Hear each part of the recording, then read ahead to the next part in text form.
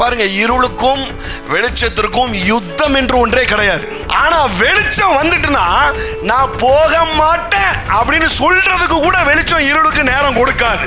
தப்புன்னு வெளியில போயிரும் பாருங்க. நான் சொல்றேன், இன்றைக்கு உங்க வாழ்க்கையில பல இருள் வெளியில போக போகுது. வெளிச்சம் அடிக்க அடிக்க ஒவ்வொன்னா வெளியில தெரிச்சு ஓட போகுது.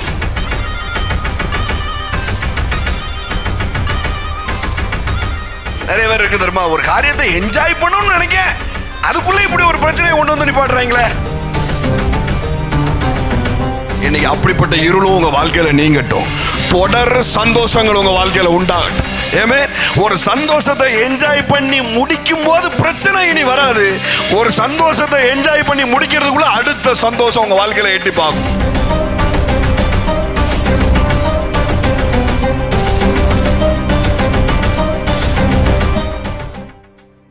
பாருங்க, அவர் எது நம்மளுக்கு தேவையோ அதை ஃபில் பண்றதை விட, ஏதோ ஒரு குறை இருக்குது, ஏதோ ஒரு தேவை இருக்குது, ஏதோ ஒரு நீடு இருக்குது, அதை அவர் ஃபில் பண்றதை விட அவருடைய வாஞ்சை எதில் இருக்குன்னா, எது நம்மளுக்கு தேவையோ அந்த தேவையாகவே அவரே அமர்கிறதை அவர் விரும்புகிறார். ஆமென். பாருங்க, அதனாலதான் இவன் சொல்றான், நீர் எனக்கு ஒரு கண்மலையை செஞ்சு தருவீங்க, அப்படி இல்லை, நீரே எனக்கு கண்மலையா இருப்பீர் அப்படிங்கிறான். பலத்த துருகம் அப்படிங்கிறான் பாருங்க. ஏன்னா இவன் எத்தனையோ நேரங்கள்ல காடுகள்ல வசிச்சிருக்கிறான். தாவீது ராஜா துரத்தும் பொழுது, சவுல் துரத்தும் பொழுது ஓடி இருக்கிறான். எங்களமோ குகைக்குள்ளெல்லாம் போய் ஒளிஞ்சிருக்கிறான், மலைகளுக்கு இடையில போய் ஒளிஞ்சிருக்கிறான். அப்போ அதை பார்த்துட்டு சொல்றான், இது மலை இல்லை டாடி, இது நீங்க அப்படிங்கிறான். ஏன்னா அது மிருகங்கள்ட்ட இருந்து பாதுகாக்குது, துரத்திட்டு வர்ற ராஜாட்ட இருந்து பாதுகாக்குது, ஆர்மிட்ட இருந்து பாதுகாக்குது. நீர் தான் எனக்கு பலத்த துருகம் அப்படிங்கிறான் பாரு. ஆபிரகாமை பார்த்து ஆண்டவர் சொல்றாரு, யுத்தத்துக்கு போயிட்டு வரான் ஆபிரகாம். அப்போ பார்த்து சொல்றாரு, பயப்படாத, ஏன்னா 4 ராஜாவை அடிச்சிட்ட, திடீர்னு அவனை வேற ஒரு படையா கூட்டு வந்துட்டாங்கன்னா என்ன செய்யங்கிற யோசனை ஆபிரகாமுக்கு இருந்திருக்கணும். அதனாலதான் பயப்படாதேன்னு சொல்றாரு. இல்லைன்னா எதுக்கு பயப்படாதான்னு சொல்ற போறாரு, கன்கிராச்சுலேஷன்ஸ் அப்படின்லாம் சொல்லியிருக்கணும். பயப்படாத அப்படின்னு சொல்லிட்டு சொல்றாரு, நானே உனக்கு கேடயமாய் இருப்பேன் அப்படிங்கிறார். நான் உனக்கு ஒரு கேடயத்தை செஞ்சு முன்னாடி வைப்பேன் அப்படி சொல்லல. அப்படி செஞ்சாலே அது பெருசு, அப்படி செஞ்சாலே அது தேவன் செய்து கொடுத்த ஒரு கேடயத்தை தாண்டி நம்மளை எதுவும் தாக்க முடியாது பாருங்க. அப்படி செஞ்சாலே பெருசு. ஆனா அவர் அப்படி சொல்லல, நானே உன் முன்னாடி நிற்பேன் அப்படிங்கிறார். உன்னை ஏதாவது தாக்கணும்னா அது என்னைய தாக்கிட்டு தாண்டா உன்னையே தாக்கும் அப்படிங்கிறார். வாவ், அதை நல்லா உணர்ந்துருக்கிறான் பாருங்க சங்கீதக்காரன். நீர் எனக்கு அதை தருவீர், இதை தருவீர், இப்படி எனக்கு செய்வீர்லாம் அவன் சொல்லல, எனக்கு அதுவாகவே நீரே இருப்பீர் அப்படிங்கிறான். ஏமே, ஏசாயா 54 அது சாராளின் பாடல் அப்படின்னு சொல்லி சொல்றாங்க. அது உண்மைதான், அதை வாசிச்சு பார்த்தாலே தெரியும். ஏன்னா ஆகார்கிட்ட ஆபிரகாம் போன பிற்பாடு இவ கிட்டத்தட்ட விதவையான மாதிரி ஆயிட்டா, கைவிடப்பட்ட மாதிரி ஆயிட்டா பாருங்க. நெகிழப்பட்டவளே, அடிப்பட்டவளே, புயல் காற்றினால் அடிப்பட்டவளே, ஆதரவற்றவளே அப்படிலாம் சொல்றாரு பாருங்க ஆண்டவர். அப்போ சொல்றாரு, அதுல மேல புருஷன் இல்லைன்னு கவலைப்படாத, நானே உன் நாயகன் அப்படிங்கிறார். உன் சிருஷ்டிகரே உன் நாயகர் அப்படிங்கிறார் பாருங்க. வா, என்ன உறவு உங்களுக்கு இல்லையோ அந்த உறவாகவே அவர் அமருகிறார். ஆமென். நல்ல ஒரு தகப்பன் இருந்தா நல்லா இருக்குமே, நல்ல ஒரு அண்ணன் இருந்தா நல்லா இருக்குமே. இந்த சிச்சுவேஷன்ல என்ன புரிஞ்சுக்கிறதுக்கு யாருமே இல்லையே அந்த உலகத்துல, எனக்கு மட்டும் இப்படி ஒரு தாய்மாமா இருந்தா எப்படி இருந்திருக்கும் அப்படின்னு கேட்கிற இடத்துல அவர் தாய்மாமாவே இருக்கிறார். புல்லாமா ஐயா இருக்கு வேதத்துல அப்படிங்கிறீங்களா? அதான் ரியல், அதான் ரியல். என்ன உறவு உங்களுக்கு இல்லையோ அந்த உறவாகவே அவர் இருக்கிறார். ஆமென், ஹல்லேலூயா. எனக்கு மட்டும் இப்படி ஒரு அப்பா இருந்திருந்தா அவர் அப்பாவாகவே அமருகிறார். ஆமென். எனக்கு இப்படி ஒரு அண்ணன் இருந்திருந்தா இப்படி என்னை கேட்பாங்களா, என்னை இப்படி விட்டுருப்பாங்களா இந்த சூழல்ல? அவர் அண்ணனாகவே அமருகிறார். ஆமென், ஹல்லேலூயா, ஹல்லேலூயா, ஹல்லேலூயா, ஹல்லேலூயா. Thank you Holy Spirit. நான் தான் முதல்ல சொல்றேன், அவர் ஃபில் பண்ணுகிற தேவன் அல்ல. பாருங்க, இவ்வளவு உறவுகளை பற்றி பேசும்பொழுது, இவ்வளவு காரியங்கள் பாதுகாப்பின் பற்றி பேசும்போது கூட இதில் அப்போ ஐஸ்வர்யம் நம்மளுக்கு பற்றாக்குறையாக இருந்ததுன்னா அவரே என்னுடைய ஐஸ்வர்யமாய் வந்திருக்கிறார். ஏமே அதனால தான் பாருங்களேன், நீ கண்டதுகளெல்லாம் சாப்பிட்டா உன் பசி ஆறாது, கண்டதுகளெல்லாம் குடிச்சா உன் தாகம் தீராது. அதனால என்னையே நான் புசிக்க தரேன். இனி என்றென்றைக்கும் உனக்கு பசி ஏற்படாது, இனி என்றென்றைக்கும் தாகம் ஏற்படாது அப்படிங்கிறார் பாருங்க. உணவு உனக்கு தர்றது இல்லை, உணவு உனக்கு தரேன். ஆதாம் புசித்ததுனால உண்டான பிரச்சனைய பாருங்க, வேற ஏதோ செஞ்சு கையில கொடுத்து இதை சாப்பிடு அப்படி சொல்லல, என்னையே சாப்பிட்டு, அப்படின்னா இந்த பிரச்சனைக்கு ஒரு முற்றுப்புள்ளி உண்டாகும் அப்படிங்கிறார். எப்படி ஃபில் பண்றாரு பாருங்களேன். எதையோ கொடுத்து ஃபில் பண்ணல, எதுல நீங்கள் குறைவுபட்டீர்களோ அதுல அவரே வந்து இருந்து அதை நிறைவாக்குகிறார். ஏமே அவரே அந்த நிறைவாய் வந்து அந்த இடத்துல இருக்கிறார். ஆமென். Glory to be the living God. Something gonna happen today. I feel something. I feel something. I feel something. I feel something. Glorious Father. எது இல்லையோ அதுவாக அவரே வந்து இன்னைக்கு அமர போறார். ஆமென். எது எனக்கு இருந்தா நல்லா இருந்திருக்குமேன்னு நீங்க யோசிக்கிறீங்களோ அதுல அவரே அவராய் வந்து இருக்க போறார். ஆமா, அவரே வந்து இருக்க போறார். Thank you Holy Spirit. Thank you Lord. Thank you. தீர்க்க தரிசனங்களினால எங்களுக்கு ஊழியம் செய்யுங்க டாடி. வார்த்தையினால எங்களுக்கு ஊழியம் செய்யுங்க, பாடல்களினால எங்களுக்கு ஊழியம் செய்யுங்க, அபிஷேகத்தினால எங்களுக்கு ஊழியம் செய்யுங்க, அனைட்டிங்னால எங்களுக்கு ஊழியம் செய்யுங்க, புத்தி சூழலினால எங்களுக்கு ஊழியம் செய்யுங்க. Thank you Lord. இங்க ஜவஹர் ஊழியம் செய்ய வேண்டாம் டாடி, இங்க ஹோலி ஸ்பிரிட் ஊழியம் செய்யட்டும். ஹெவன்லி ஃபாதர் இன்னைக்கு ஊழியம் செய்யட்டும்.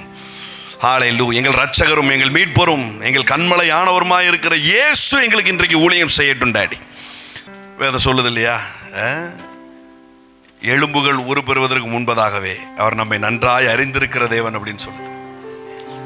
வயிற்றில் எலும்புகள் தோண்டும் போத அதை நோட் பண்ணி வைத்திருக்கிறேன் அப்படிங்கிறார் ஆண்டவர். இன்னைக்கெல்லாம் டெக்னாலஜிலாம் வந்திருக்குது. இன்னைக்கெல்லாம் வந்து கரு உண்டான நாள்ல இருந்து பார்த்துக்கிட்டே இருக்கிறாங்க. ஒரு புள்ளி அளவு இருக்குது, அது இளந்த பழம் சைஸுக்கு வந்துருச்சு, அது வந்து நெல்லிக்காய் சைஸ் வந்துருச்சு, அது வந்து ஆப்பிள் சைஸ் வந்துருச்சு அப்படின்னு பார்த்துக்கிட்டே இருக்கிறாங்க பாருங்க. இன்னைக்கு அவ்வளோ டெக்னாலஜி இருக்கு. ஆனால் இந்த டெக்னாலஜிலாம் இல்லாத எத்தனையோ நாட்களுக்கு முன்னாடி அவன் எழுதி வச்சுட்டான். அவர் ஒவ்வொரு ஸ்டெப்ஸ் பை ஸ்டெப்பாக அவர் எழுதி வச்சுக்கிட்டு இருக்கிறாரு அப்படிங்கிறான். எனக்கு இது ஆவியானவர் வெளிப்படுத்தும் போது இப்படி சொன்னார், அறிந்திருக்கிறேன் அப்படின்னு சொன்னா, உங்கள் அம்மா வயிற்றுக்குள்ளே நான் உட்கார்ந்து ஒவ்வொரு செல்லா, ஒவ்வொரு சதையா, ஒவ்வொரு எலும்பா நான் உட்கார்ந்து உண்டாக்குனேன் அப்படின்னார். ஆமென். அதான் அறிந்திருக்கிறது பாருங்க.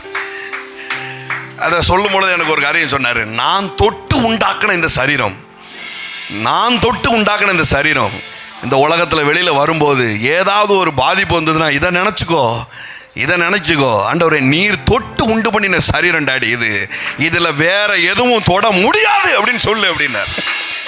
ஆமென்.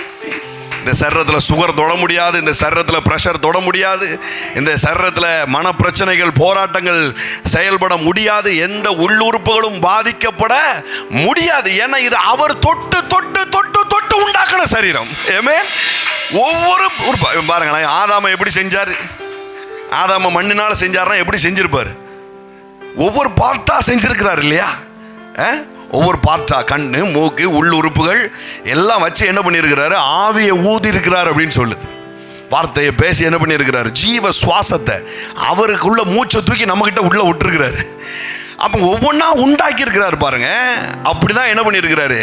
தாயின் வயிற்றில் உட்கார்ந்து நம்முடைய ஒவ்வொரு விரலையும், ஒவ்வொரு நகத்தையும், ஒவ்வொரு முடியையும் உண்டு பண்ணி இருக்கிற தேவனாய் அவர் இருக்கிறார். அப்போ ஏதாவது ஒன்று பாதிக்கப்பட்டதுன்னா சொல்லணும், அதை பார்த்து, ஏய் இது இயேசு தொட்ட நெத்தி, இதில் சொட்ட விழாதுன்னு சொல்லணும். ஏமே இது இயேசு தொட்ட வயிறு, இதில் கொழுப்பு சேராது அப்படின்னு சொல்லணும் பாருங்க.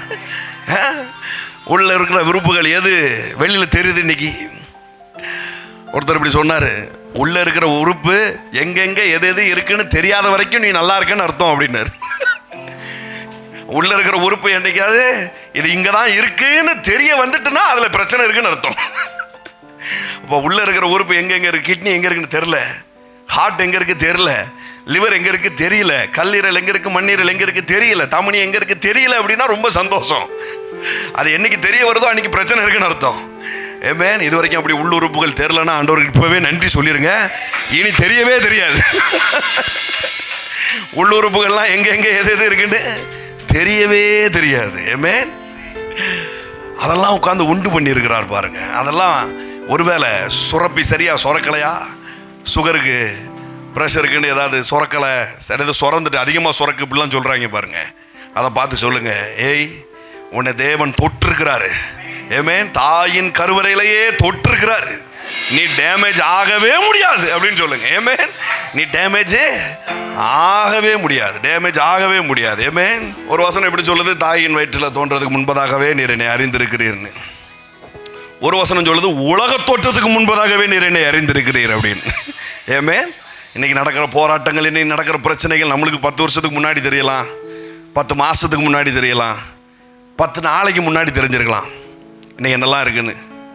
ஆனால் வேதம் சொல்லுது, உலக தோற்றத்துக்கு முன்பதாகவே இந்த நாளை குறித்து அவர் நிர்ணயித்து விட்டார் அப்படின்னு சொல்லுது பாருங்க. ஏமே. ஆமாம். ஆபிரகாமுக்கு அப்பந்தான் தெரியும் ஈசாக்க பலி செலுத்த போகணும்னு, இல்லையா? 2-3 நாளைக்கு முன்னாடி தான் தெரியும். ஆனால் தேவனுக்கு உலக தோற்றத்துக்கு முன்பதாகவே தெரியும்.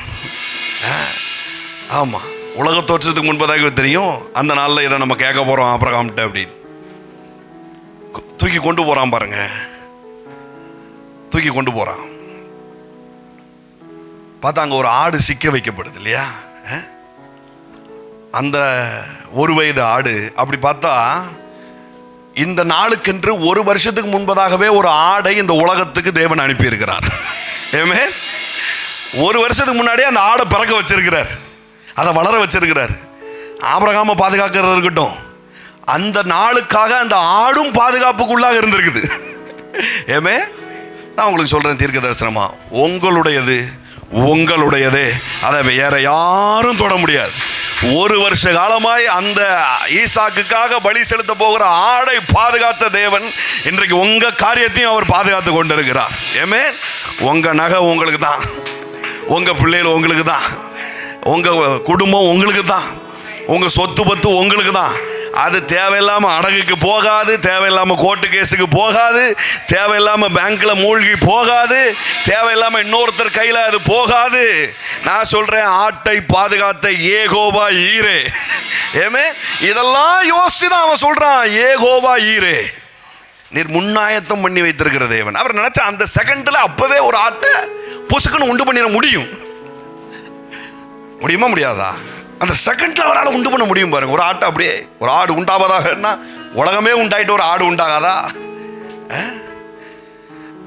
ஒருவேளை 1 வருஷத்துக்கு முன்னாடி அப்படி அந்த ஆடு பிறக்கலனாலும் அந்த நிமிஷத்துல புது ஆட்டை அவரால் உண்டாக்க முடியும்.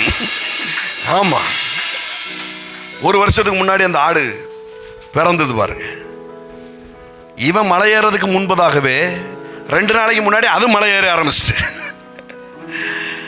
2 நாளைக்கு முன்னாடி அது மெதுவாக மேலே ஏற ஆரம்பிச்சிட்டு பாருங்க. ஆபிரகாமுக்கு தெரியறதுக்கு முன்பதாகவே ஆட்டுக்கு தெரிஞ்சிருச்சு, ஏமே நம்ம போகணும் மேலே அப்படின்னு. நான் சொல்கிறேன், உங்கள் தேவைகள் எழும்புறதற்கு அட்லீஸ்ட் 1 வருஷத்துக்கு முன்பதாகவாது அதற்கான ஏற்பாடுகள் எல்லாம் தயாராக இருக்கும். ஏமே. ஹல்லேலூயா. ஆமாம்.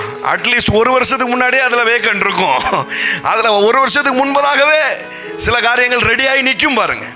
இல்லையா, அட்லீஸ்ட் 2 நாளைக்கு முன்பதாகவாது மலை ஏற ஆரம்பிச்சிருக்கும். வேற மாதிரி கையை தட்டி வாங்கணும். அட்லீஸ்ட் 2 நாளைக்கு முன்பதாகவாது மலை ஏற ஆரம்பிச்சிருக்கும் பாருங்க. இதெல்லாம் மைண்டில் கொண்டு வரான். இதெல்லாம் ஆபிரகாம் மைண்டில் கொண்டு வந்து தான் என்ன பண்ணுறான், யெகோவா ஈரே அப்படின்னு பேர் வைக்கிறான் பாருங்க. தாயின் வயிற்றில் மட்டும் இல்லை, உலக தோற்றத்துக்கு முன்பதாகவே இந்த நாளில், இந்த 19ஆம் தேதி, இந்த 2025 அக்டோபரில் என்னெல்லாம் நடக்குங்கிறத முன்னாயத்தமாய் ரெடி பண்ணி வச்சுட்டு தான் இந்த நாள் காலையில் நம்மளை அவர் எழுப்பவே செய்திருக்கிறார். ஏமே.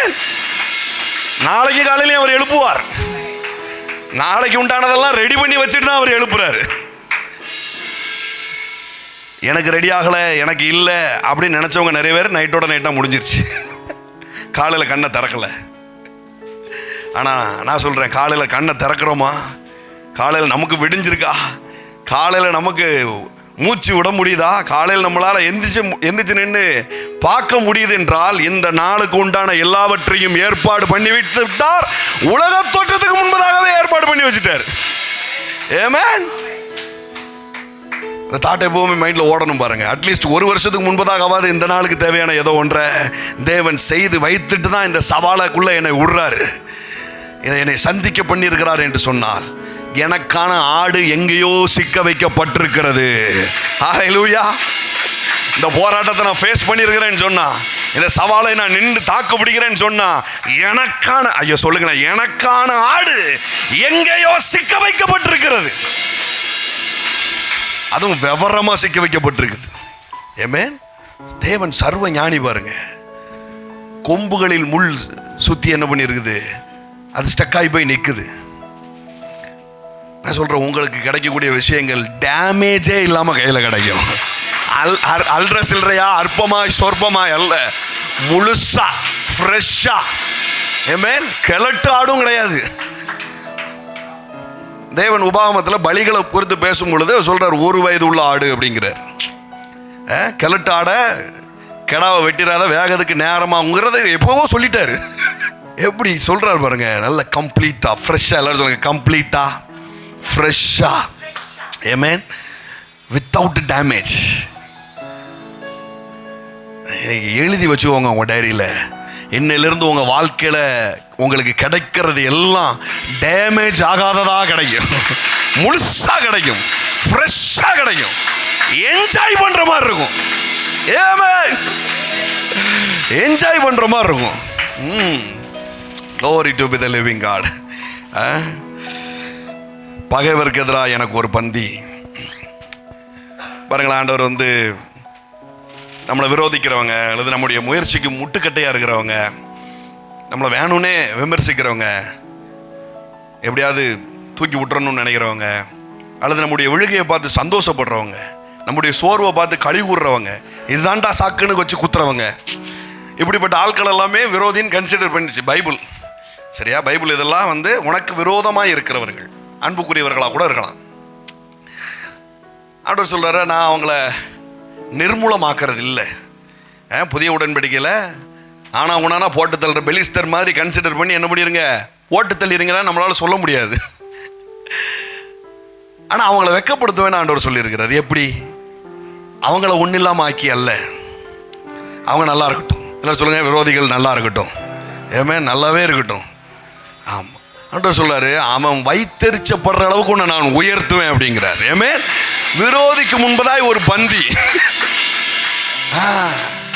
அவனை எப்படி அவர் நாண பண்ணுகிறார், விரோதியை எப்படி தேவன் நாண பண்ணுகிறார்னா, அவனை ஒன்றும் இல்லாமல் ஆக்கி அவன் குடும்பத்தில் ஏதாவது நோயை கொடுத்து, அவன் குடும்பத்தில் ஏதாவது டேமேஜ் உண்டு பண்ணி இழப்பை கொடுத்து, அப்படி இல்லை, அப்படி பண்ண மாட்டார். ஒருவேளை அப்படி ஒரு எண்ணங்கள் யாருக்காவது இருந்ததுன்னா, ஆன்லைனில் பார்க்குறவங்களுக்கு சொல்கிறேன், எப்படி ஒரு எண்ணங்கள் இருந்ததுன்னா, லார்ட் ஃபர்கிவ் மீன்னு சொல்லிடுங்க. ஆண்டவர் என்னை மன்னிச்சிருங்க, அப்படி அந்த குடும்பத்தை நான் யோசிக்க கூடாது. தாவீதுக்கு அப்படிலாம் தோணுது, திரும்ப மன்னிப்பு கேட்குறான். அப்படி அந்த குழந்தையெல்லாம் தூக்கி செவுத்துல அடிங்க அப்படிங்கிறான். எங்கேயாவது போய் முட்டக்கூடாதா அப்படின்லாம் சொல்லுதான் பாருங்க. அப்படிப்பட்ட பிள்ளைகள்லாம் பிறக்கிறதுக்கு பிறக்காமலே இருக்கணும்ல அப்படிலாம் சொல்கிறான் பாருங்க. ஆனால் பின்னாடி சாரி கேட்குறான், மனம் ரொம்ப வெந்ததுனால நொந்ததுனால அப்படி பேசிவிட்டேன் அப்படிங்கிறான். நம்ம அப்படி சொல்லணுங்கிற அவசியம் இல்லை பாருங்க. நல்லா இருக்கட்டும், எல்லோரும் சொல்லுங்கள் நல்லா இருக்கட்டும். இதுவே நிறைய பேருக்கு மனதில் இருக்கிற போராட்டம் வெளியில் வந்துடும் பாருங்களேன். நோய் ஹீல் ஆயிரும். என்னைக்கு ஒருத்தரை மன்னிக்கிறோமோ அப்போவே நோய் ஹீல் ஆயிரும். ஏமே என்னைக்கு மன்னிக்க ஆரம்பிச்சிட்டோமோ அப்போவே நோயிலிருந்து வெளியில் வந்துடலாம் பாருங்க. ஏன்னா மன்னியாத ஒரு எண்ணம் அப்படியே மண்டைக்குள்ளே ஓடி ஓடி ஓடி பிடிச்சு வச்சிருது பாருங்க. அது பொசஸ் ஆகிறது, அதுதான் பேய். நிறைய பேருக்கு வந்து கவலை தான் பெரிய பேய். கவலை எப்படி வருதுன்னா மன்னியாத குணத்தினால வர்றது பாருங்க. சொல்லுங்க, விரோதிக்கிறவன் எதிரி எல்லாம் நல்லா இருக்கட்டும். ஏமே நல்லா இருக்கட்டும். இப்போ சொல்றாரு ஆண்டவர், நீ ஒன்றும் வருத்தப்படாத, அவனுக்கு முன்பதாய் உன் பந்தியை நான் ஆயத்தப்படுத்தி உன்னை உயர்த்துவேன். அப்போ அவன் யோசிப்பான், ஐயோ இவரை பற்றி தப்பாக பேசிட்டோம். அப்போ அவன் யோசிப்பான், ஐயோ இந்த ஆளை பற்றியா நம்ம இப்படி பேசிட்டோம் அப்படின்னு. புதிய உடன்படிக்கையில் விரோதிகளையும் சிநேகிதராக்கி கொள்றதுக்கான அபிஷேகம் நம்ம தலை மேலே இருக்குது பாருங்க. ஏமே எதிர்க்கிறவர்களை கூட பாருங்க, ஆண்டவர் சொல்றாரு, உனக்கு எதிராய் கூடினவங்க எல்லாம் உன் பட்சமாய் வருவார்கள் அப்படின்னு இருக்கிறார். ஏமே Hallelujah. Something gonna happen today. Thank you Lord. யாராவது இப்படி மன்னிக்காமல் இருந்தீங்கன்னா, ஒருவேளை பழைய துரோகங்கள், பழைய காரியங்கள் இந்த ஆராதனையில் அப்படியே கொடுத்துருங்க அவர்கிட்ட. நான் மன்னிச்சிடுறேன் டாடி. அது என்ன பெரிய கொடூரமான காரியங்களாக இருக்கட்டும். உங்கள் இழப்பில் சந்தோஷப்பட்ட நபர்களாக கூட இருக்கலாம் பாருங்கள். எனக்கு அப்படி இருந்துச்சு. என்னுடைய இழப்பில் ரொம்ப சந்தோஷப்பட்டாங்க சிலர்லாம். மன்னிக்கவே முடியல என்னால். அது எதனாலும் நான் மன்னிச்சிருவேன் டாடி, ஆனால் இதை எப்படி என்னால் மன்னிக்க முடியும் அப்படிங்கிற பெரிய கொஸ்டின் இருந்தது பாருங்கள். ஒரு என்கவுண்டரில் நான் ஆண்டவர்கிட்ட ஒப்பு கொடுத்தேன். இயேசுவின் நாமத்தினால அந்த நபரை நான் மன்னிக்கிறேன். நேரில் போயெல்லாம் சொல்லணுங்கிற அவசியம் இல்லை. உங்களை நான் மன்னிக்கிறேன். சாரி கேட்கறது நேரில் போய் கேட்கலாம். சாரி கேட்கறது தைரியமாக நேரில் போய் கேட்கலாம் பாருங்க. ஆனால் மன்னிக்கணும்னு முடிவு எடுத்துட்டா நேரில் போய் பார்த்து தான் மன்னிக்கணுங்கிற அவசியம் இல்லை பாருங்க. அப்படியே அந்த நபரை கண்ணு முன்னாடி கொண்டு வந்து, உன்னை மன்னிக்கிறேன் இயேசுவின் நாமத்தினால, நல்லா இருந்துட்டு போ அப்படின்னு சொல்லுங்க. ஏமே நல்லா இருந்துட்டு போ, நல்லா இருந்துட்டு போ, நல்லா இருந்துட்டு போ. நான் சொல்கிறேன், நிறைய பேருக்கு இந்த கை தூக்க முடியல, தோள்பட்டையில் ரொம்ப நாளாக பிரச்சனை, கழுத்தில் ரொம்ப நாளாக பிரச்சனை இருந்ததுன்னா யாரையோ மன்னிக்காமல் இருக்கீங்க. கர்த்தருடைய தீர்க்கதரிசியாக நான் சொல்கிறேன், நான் இன்னைக்கு மன்னிச்சிருங்க, டப்புன்னு ரிலீஃப் ஆயிரும். ஏமே டப்புன்னு ரிலீஃப் ஆயிரும், டப்புன்னு ரிலீஃப் ஆயிரும். மன்னிக்கிறேன். எவனாவும் இருந்துட்டு போகுது, அது எப்பேற்பட்ட ஆளாகவும் இருந்துட்டு போகுது. பாரத்தை சுமக்கிறதுக்காக நம்முடைய மனது கொடுக்கப்படலை. ஆசீர்வாதத்தையும் சந்தோஷத்தையும் சுமக்கிறதுக்காக இந்த மனது கொடுக்கப்பட்டிருக்கு. ஆமாம், பிளாஸ்டிக் அரிப்பில் ஓவர் ஹீட்டாக ஊற்றக்கூடாது. ஊற்றினா என்னாகும்? ஒழுகிரும். இலகி என்ன செய்யணும்? ஒழுகிரும். மனது அப்படிப்பட்டதாக இருக்குது பாருங்களேன். அதில் ஹாட்டாக ஊற்ற ஊற்ற ஊற்ற என்ன ஆகும்னா கிழிஞ்சிரும். அது கிழிஞ்சதுனால தான் அப்படியே மூஞ்சி கிஞ்செல்லாம் கருத்து போய் அப்படியே ஆயிடுது. புரியுதா உங்களுக்கு? மூஞ்சி கிஞ்செல்லாம் கருத்து போய் ஒரு மாதிரி ஆயிடுது பாருங்கள். ஃப்ரெஷ்ஷாகவே இல்லை ஃபேஸில். காலையில் ஏன்டா எந்திரிக்கணும்னு இருக்குங்கிறதுலாம் இந்த மன்னியாமையின் வந்த பின்விளைவுகள். மன்னிச்சிருங்க, நாளை காலையிலேயே கலர் ஆயிடுவீங்க. ஆமாம், சீரியஸாக சொல்கிறேன் நான். ஃபேஸ் ஃப்ரெஷ் ஆகி கண்ணு பண்ணு மாதிரி ஆகி ஃபேஸில் தேஜஸ் கூடிரும். இந்த டயலாக் ஒரு சிலருக்கு மட்டுமே புரியும், அது ஒரு வெளிப்பாடு. எந்த இடத்துல தேவனை குறித்ததான சரியான பிக்சர் பேசப்படுதோ அங்கெல்லாம் தேவன் வீட்டு இருக்கிறார். யோபு புத்தகத்தில் தேவனை பற்றி தவறான படங்கள் எவ்வளவோ பேசிக்கிட்டு இருக்கிறாங்க. அவர் கொடுப்பார், அவர் எடுப்பார், என்ன செய்வார்னு தெரியாதுப்பா, ஒரு மாதிரியான ஆள், அப்படிலாம் நிறைய பேசிக்கிட்டே இருக்கிறாங்க. எங்கேயுமே தேவன் இன்டர்ஃபியர் ஆகவே இல்லை. விட்டுட்டாரு, பேசிட்டு போன்னு விட்டுட்டாரு. ஆனால் எப்போ சரியான ஒரு பார்வை வந்துச்சோ அப்போ தான் என்ட்ரியே கொடுக்குறாரு. எப்போ அவன் பேச்செல்லாம் சரியில்லை, அவங்க கூட செயற்கையை நிப்பாட்டிடு, உன்னை பார்த்தா 200 வருஷம் வாழ்கிற மாதிரி இருக்குது, அவங்க கூட சேராத அப்படின்னு சொல்கிறாரு பாருங்க. எப்போ சொல்கிறாருன்னா, ஒரு சின்ன வெளிச்சம், எல்லாரும் சொல்லுங்க, ஒரு சின்ன வெளிச்சம். கர்த்தர் இப்படிப்பட்ட கொடூரர் அல்ல அப்படிங்கிற ஒரு சின்ன வெளிச்சத்தின் இடத்திற்கு தேவன் வரார். அப்போ இங்கே தேவனை குறித்ததான மிகப்பெரிய வெளிச்சங்கள் பேசப்பட்டு இருக்கு. அப்போ எவ்வளோ தூரம் வந்து இறங்குவார் பாருங்க, எவ்வளோ தூரம் தான் இருப்பதை அவர் நிரூபிப்பார் பாருங்க. ஹல்லேலூயா. சிச்சுவேஷனை பார்த்து வாக்குத்தத்தங்களை சொல்லுகிற தேவன் அல்ல, வாக்குத்தத்தம் சொல்லி சிச்சுவேஷனை மாத்துகிற தேவனாய் அவர் இருக்கிறார். ஆமென். ஹல்லேலூயா. சிச்சுவேஷன் வந்துருச்சா ஒரு வாக்குத்தத்தத்தை ரெடி பண்ணி கொடுப்போம்? இல்லை இல்லை இல்லை. வாக்குத்தத்தங்கள் சிச்சுவேஷனுக்காக கொடுக்கப்படுறது இல்லை, சிச்சுவேஷனை மாற்றுறதுக்காக கொடுக்கப்படுது பாரு. ஆமென். இப்போ சிச்சுவேஷனுக்காக சிலர் வாக்கு கொடுப்பாங்க, அது சிச்சுவேஷன் வராது, ஆனால் வாக்கு மாறிடும். ஏப்பா சொல்லும் பொழுது எனக்கு நல்ல நிலைமை இருந்ததுப்பா, சொல்லும் பொழுது நீ நல்ல பயலாக இருந்த, சொல்லும்போது நீ கொஞ்சம் நல்ல பயலாக இருந்த, ஆனால் இப்போ நீ அட்டுழியம் பிடிச்சவனா இருக்க அப்படின்ட்டுருவாங்க. அப்படி இல்லைன்னா சொன்னவங்க அட்டுழியம் பிடிச்சவங்களா ஆயிடுவாங்க. ஆனால் இவர் அப்படி கிடையாது பாருங்க.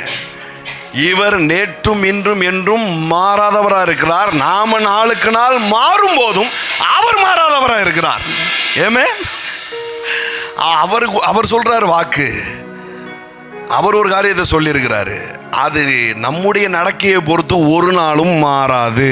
ஏமே ஹல்லேலூயா.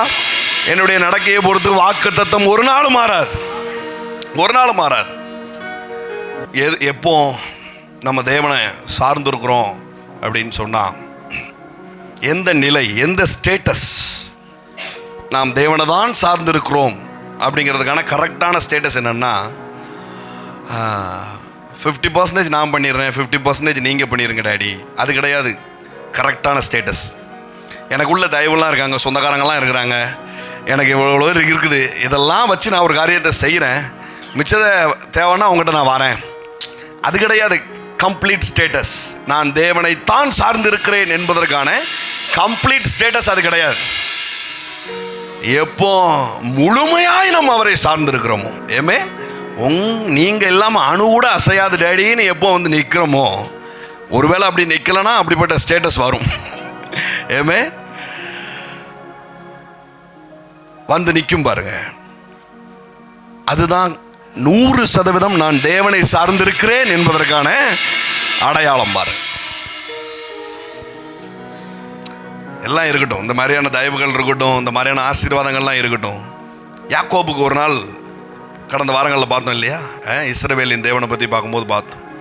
யாக்கோபு தனக்கு உள்ள ஆசீர்வாதங்கள் எல்லாத்தையும் தூர வச்சுட்டு நானும் நீங்களும் மட்டும் டேடின்னு வந்து நிற்கிறான். ஏமே அப்போதான் திருப்பு முனையே உண்டாகுது பாருங்க. எல்லா கேள்விகளுக்கும் விடை கிடைக்குது. நீங்கள் ரெண்டோட இருக்கணும்னு சொல்லி தேவன் ஆசைப்படலை. ஏமே நீங்கள் 2 பரிவாரங்களோடு நிற்கணும்னு சொல்லி தேவன் ஆசைப்படலை. ஒரு நாடையே நீங்கள் சுதந்திரிக்கணும்னு ஆசைப்படுறார். ஏமே ஒரு நாடையே நீங்கள் வாங்கணும்னு ஆசைப்படுறார். 2 பரிவாரங்களையும் இப்போ ஓரமாக தூக்கி வச்சிடணும். எனக்கு இருக்கிற படிப்பு, எனக்கு இருக்கிற அந்தஸ்து, எனக்கு இருக்கிற வருமானம், எனக்கு இருக்கிற எல்லா காரியங்களும் இதில் வந்து இந்த இப்போ நான் சொன்ன காரியங்கள்லாம் பாசிட்டிவான காரியங்கள். நல்ல படிப்பு, நல்ல ஞானம், நல்ல உறவுகள், இதெல்லாம் பாசிட்டிவானது. சிலருக்கு வந்து எல்லாமே நெகட்டிவாக இருக்கும். எல்லாமே போச்சு, எல்லாமே இல்லை, அதுவும் ஒரு வகையான ப்ரௌடு பாருங்க. அதோடையும் தேவ சமூகத்துக்குள்ளே வரக்கூடாது.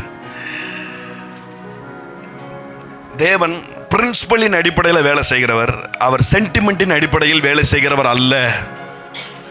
ஆமென்.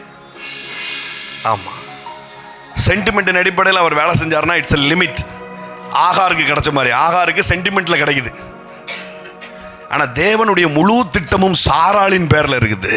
நான் சொல்கிறேன், தேவன் உங்களை ஆகாராய் பார்க்கவில்லை, உங்களை சாராளாய் பார்க்கிறார். ஆமென். ஆமாம், பிரின்சிபலின் அடிப்படையில் வருது பாரு, சென்டிமெண்ட்டின் அடிப்படையில் வரல. அவர் முன்னாயத்தம் பண்ணி வைத்த பிரின்சிபலின் அடிப்படையில் தான் நீங்கள் இன்றைக்கி வந்திருக்கிறீங்க. இந்த சபைக்குள்ளே நீங்கள் தலையை விட்டுருக்கிறீங்கன்னா, இந்த ப்ரெசன்ஸில் இன்றைக்கு நீங்கள் உட்கார்ந்துருக்கிறீங்கன்னா, சென்டிமெண்ட் உங்களை உந்தி தள்ளி கொண்டு வரல, தேவனுடைய பிரின்சிபல் உங்களை உந்தி தள்ளி கொண்டு வந்திருக்கு. ஏமே அல்லேலூயா.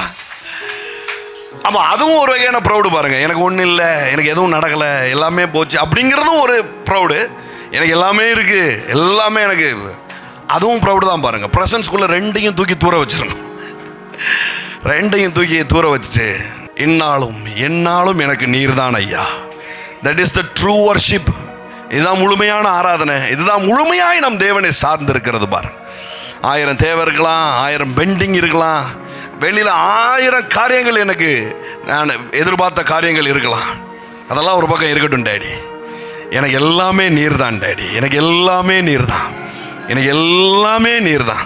அது இம்மையாக இருந்தாலும் சரி, மறுமையாக இருந்தாலும் சரி, அது நிறைவாக இருந்தாலும் சரி, வெறுமையாக இருந்தாலும் சரி, எல்லாமே எனக்கு நீர் தான் டேடி, எனக்கு எல்லாமே நீர் தான், எனக்கு எல்லாமே நீர் தான், எனக்கு எல்லாமே நீர் தான். காரியங்களை வைத்து நான் சந்தோஷப்பட விரும்பவில்லை டேடி, நான் உம்மிலே மகிழ்ந்திருக்கிற ஆசைப்படுறேன் டேடி. எனக்கு நல்ல காரியங்கள்லாம் நடக்கணும், அதெல்லாம் ஒரு பக்கம் நடக்கட்டும்.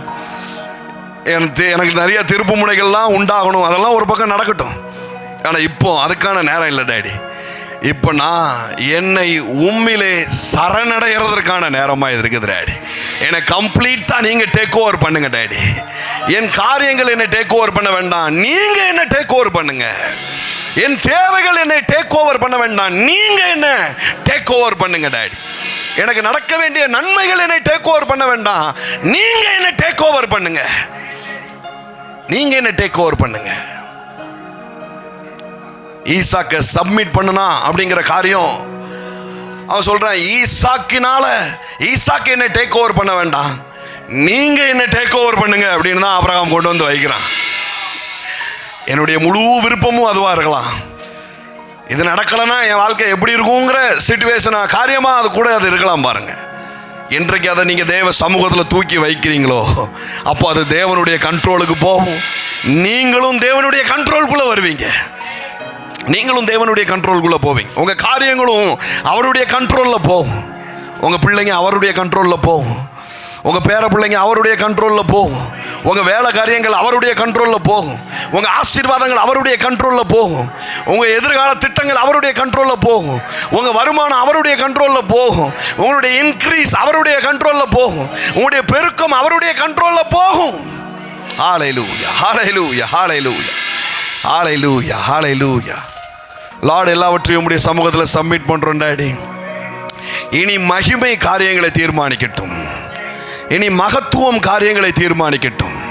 இனி கர்த்தருடைய தயவு காரியங்களை தீர்மானிக்கட்டும். இனி கர்த்தருடைய நன்மை காரியங்களை தீர்மானிக்கட்டும். இனி கர்த்தருடைய கரம் காரியங்களை தீர்மானிக்கட்டும். இனி கர்த்தருடைய ஆசீர்வாதம் காரியங்களை தீர்மானிக்கட்டும் டாடி. இனி கர்த்தருடைய வெளிச்சம் காரியங்களை தீர்மானிக்கட்டும். இனி கர்த்தருடைய ஆளுமை காரியங்களை தீர்மானிக்கட்டும். இனி கர்த்தருடைய பலத்த துருகம் காரியங்களை தீர்மானிக்கட்டும். இனி கர்த்தருடைய சிறகுகள் காரியத்தை தீர்மானிக்கட்டும்.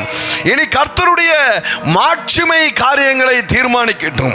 இனி கர்த்தருடைய மேகங்கள் காரியங்களை தீர்மானிக்கட்டும் டாடி. முழுவதுமாய் எங்களை சரணடைகிறோம், உம் பாதம் பணிகிறோம் டாடி. உம்மை அல்லாமல் எங்களுக்கு வேறு யாரும் இல்லை டாடி. உம்மை அல்லாமல் எங்களுக்கு பெரிய ஜெயம் இல்லை. உங்களை அல்லாமல் எங்களுக்கு பெரிய நன்மை இல்லை டாடி. உங்களை எல்லாமே எங்களுக்கு வேற சந்தோஷம் இல்லை டாடி. முழு மனதோடு முழு இருதயத்தோடு இந்த ஆராதனையில் எங்களை நாங்கள் ஊற்றுகிறோம். பரிசுத்த ஆவியானவர் நடத்துவீராக. இயேசுவின் நாமத்தினாலே பிதாவே, ஆமேன், ஆமேன், ஆமேன், ஆமேன், ஆமேன், ஆமேன். ஸோ இயேசு கிறிஸ்துவின் நாமத்தினால இந்த கிங்டம் ப்ரொஃபட்டிக் சென்டர் சர்ச்சுக்கு உங்கள் யாவரையும் நான் வாழ்த்தி வரவேற்கிறேன்.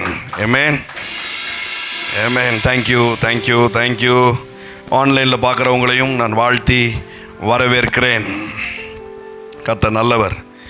அநேக அற்புதங்களை கடந்த வாரங்களில் தேவன் செய்தார். நம்முடைய ப்ராஸ்பரிட்டி செமினாரில் அட்டன் பண்ணிட்டு போன ஒரு பிரதர் வெள்ளூர்லேருந்து வந்தாங்க.